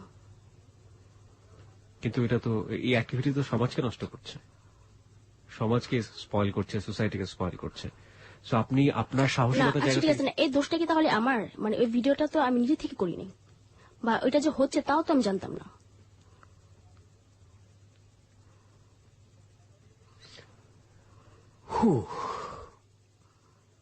আমার কাছে কোনো কিন্তু যে জবাব নেই। ভিডিওটা করছে এর কি হবে? আচ্ছা, আপনার একটু লেভেলটা বুঝতে চাই। আপনি এই যে এই জগৎটাতে আপনি আছেন অনেকদিন ধরে, কোন ধরনের, আপনি হাই সোসাইটির কথা বারবার বলছিলেন, কোন ধরনের মানুষ পর্যন্ত আপনি রিচ করতে পেরেছেন, যদি হাই সোসাইটির একেবারে আপার লেভেল পর্যন্ত বলেন? মন্ত্রী বলতে গেছি, কিন্তু নাম বলতে চাচ্ছি না, ওই পর্যন্ত গেছি। মন্ত্রী পর্যন্ত গেছেন আপনি? মানে মন্ত্রীরাও? ওকে ওকে। আপনি আমার থেকে যেভাবে দেখাচ্ছেন মনে হচ্ছে আপনি এমন হচ্ছে কিবরিয়া তুমি কিছুই জানো না। ইনফ্যাক্ট আমি কিছুই জানি না এসব ব্যাপারে। মানে এটা অবশ্যই যে কিছুই জানেন না, কারণ আপনি বর্ষা না, বর্ষা আমি। ওকে। আপনি হচ্ছেন কিবরিয়া, তো আপনি কিভাবে জানবেন যে কারা যাচ্ছে এটার মধ্যে?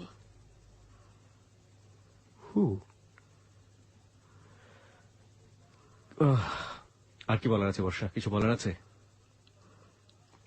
আর কি বলবো, এই তো মানে আমি যে লাইফটাতে আছি এটাতে যাতে কেউ ইচ্ছা করেও না যায়, বা কোনো কারণে যদি সে চলে যায়, ভালো না, এটা জঘন্য পথ। আপনার জন্য হ্যালো 8920 লিসনাররা কিছু করতে পারে? কেউ আসবে না।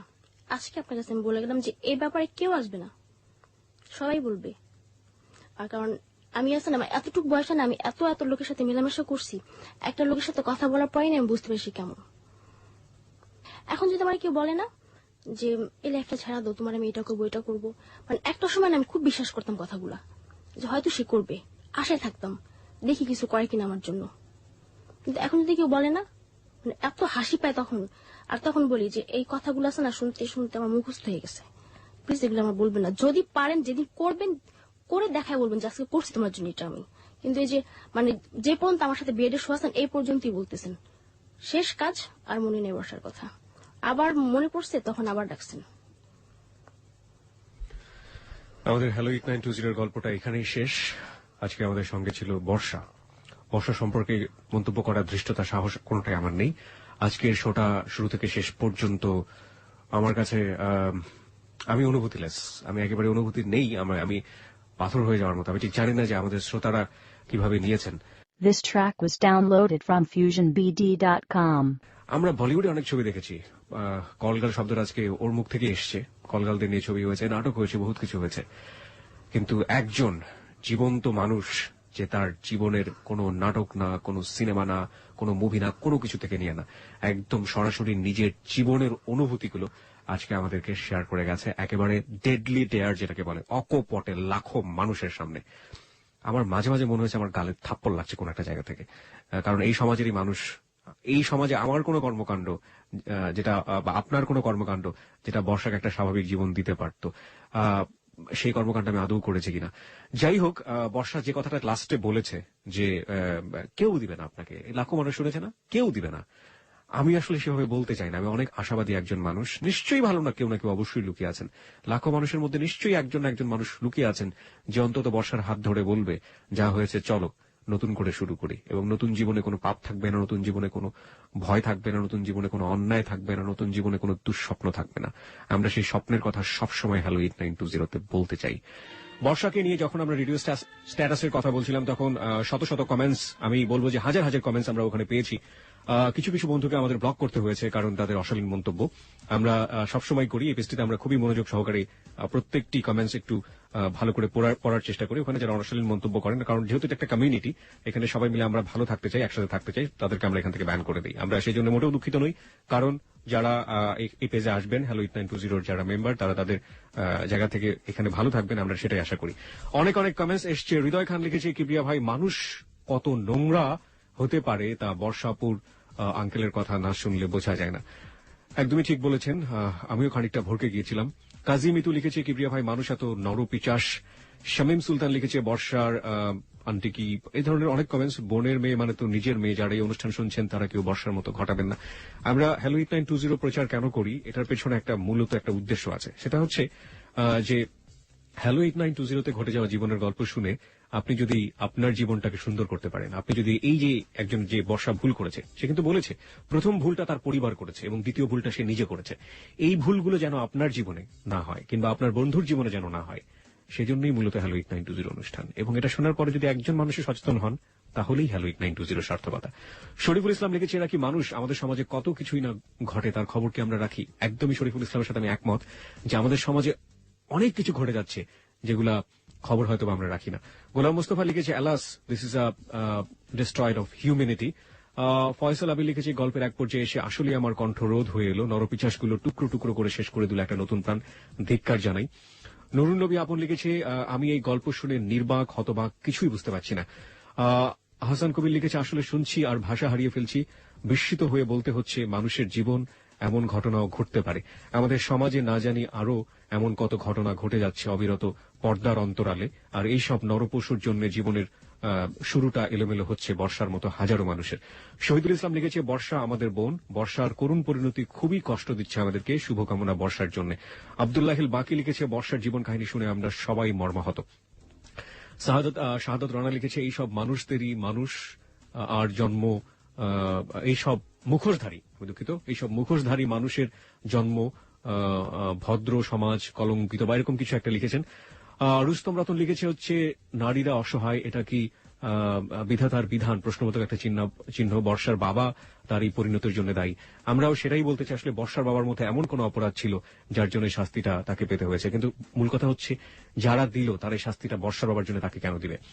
রাজ বিশ্বাস লিখেছে, পৃথিবীতে এখনো যে মানুষরূপী নরপিশাচ আছে তা আমি আজকে বিশ্বাস করলাম। বর্ষা, আমি তোমাকে কি বলে সান্ত্বনা দেব বুঝতে পারছি না, আমি অনেক কষ্ট পাচ্ছি। জহিরুল ইসলাম লিখেছে, পৃথিবীতে যে সব সম্ভব তা এর প্রমাণ হচ্ছে আজকের গল্প। আব্দুল্লাহ আসাদ লিখেছে, আমার বুক ফেটে কান্না আসছে। শরীফুল ইসলাম লিখেছে, বর্ষা এই পথে আসার জন্য কে দায়ী, সমাজ, রাগ, নাকি বাইরের দেশের সংস্কৃতি? বাইরের দেশের সংস্কৃতি এখানে আপনি কিভাবে টেনে নিয়ে আসছেন আমি জানি না। মিলন মেহেদি আমাদেরকে লিখেছে, পৃথিবীতে অনেক বর্ষা আছে, কিন্তু আমার মনে হয় খারাপ হলে এই বর্ষা আপু অনেক সত্যবাদী এবং অনেক সাহসী। মোহাম্মদ কাজী মিতু আমাদেরকে লিখেছে, আপু তুমি ভালো হয়ে যাও। মিলন মেহেদি লিখেছে, আপু যদি মারা যেত তাহলে আজকে হয়তো তার জীবনের সাথে ঘটে যাওয়া ঘটনাগুলো ঘটতো না, বা ঘটে যাওয়া ঘটনাগুলো আমরা জানতাম না। আর এটাও জানতাম না যে পৃথিবীতে এত জঘন্যতম মানুষ পৃথিবীতে আছে, এত অন্যায় অত্যাচার করেও বুক ফুলিয়ে চলাফেরা করে আমাদের সমাজে। রুহুল মানিক লিখেছে, কিবরিয়া ভাই, আমার মনে হয় বর্ষা এখানে আসছে এখান থেকে ভালো হতে চান। থ্যাঙ্কস বর্ষা তোমার এই দুঃসাহসের জন্য। রাজন পল আমাদেরকে লিখেছে, হাউ প্যাথেটিক, প্রতিটা জীবনের পেছনে যে এত বড় হিস্টোরি থাকে তা জানতাম না। ধিক্কার তোমায়, একটা ভুল যেটা আপনি করেননি সেটার কারণে কেন নিজের প্রতি এত বড় অত্যাচার করলেন? এই প্রশ্নটা আমিও করেছিলাম তাকে। এখনো সময় আছে আপু, please come back, please please, নিজের জন্য না হলে এই দেশের মেয়েদের জন্য ফিরে আসেন।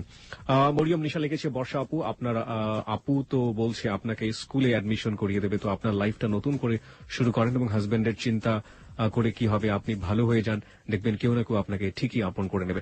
এরকম হাজার হাজার কমেন্টস পেয়েছি আমরা, যেগুলো সারা রাত পড়েও আমরা শেষ করতে পারবো না। আপনাদেরকে আন্তরিকভাবে ধন্যবাদ জানাতে চাই এবং হবে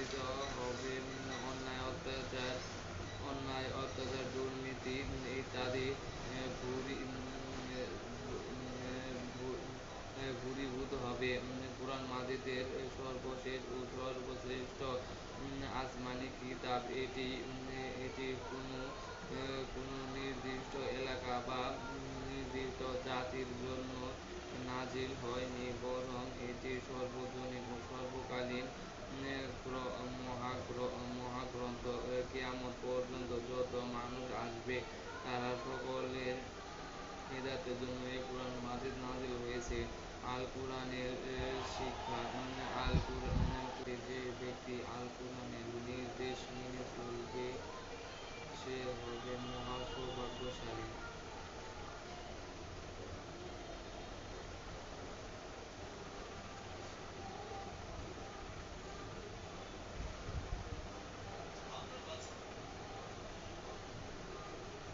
আমাদের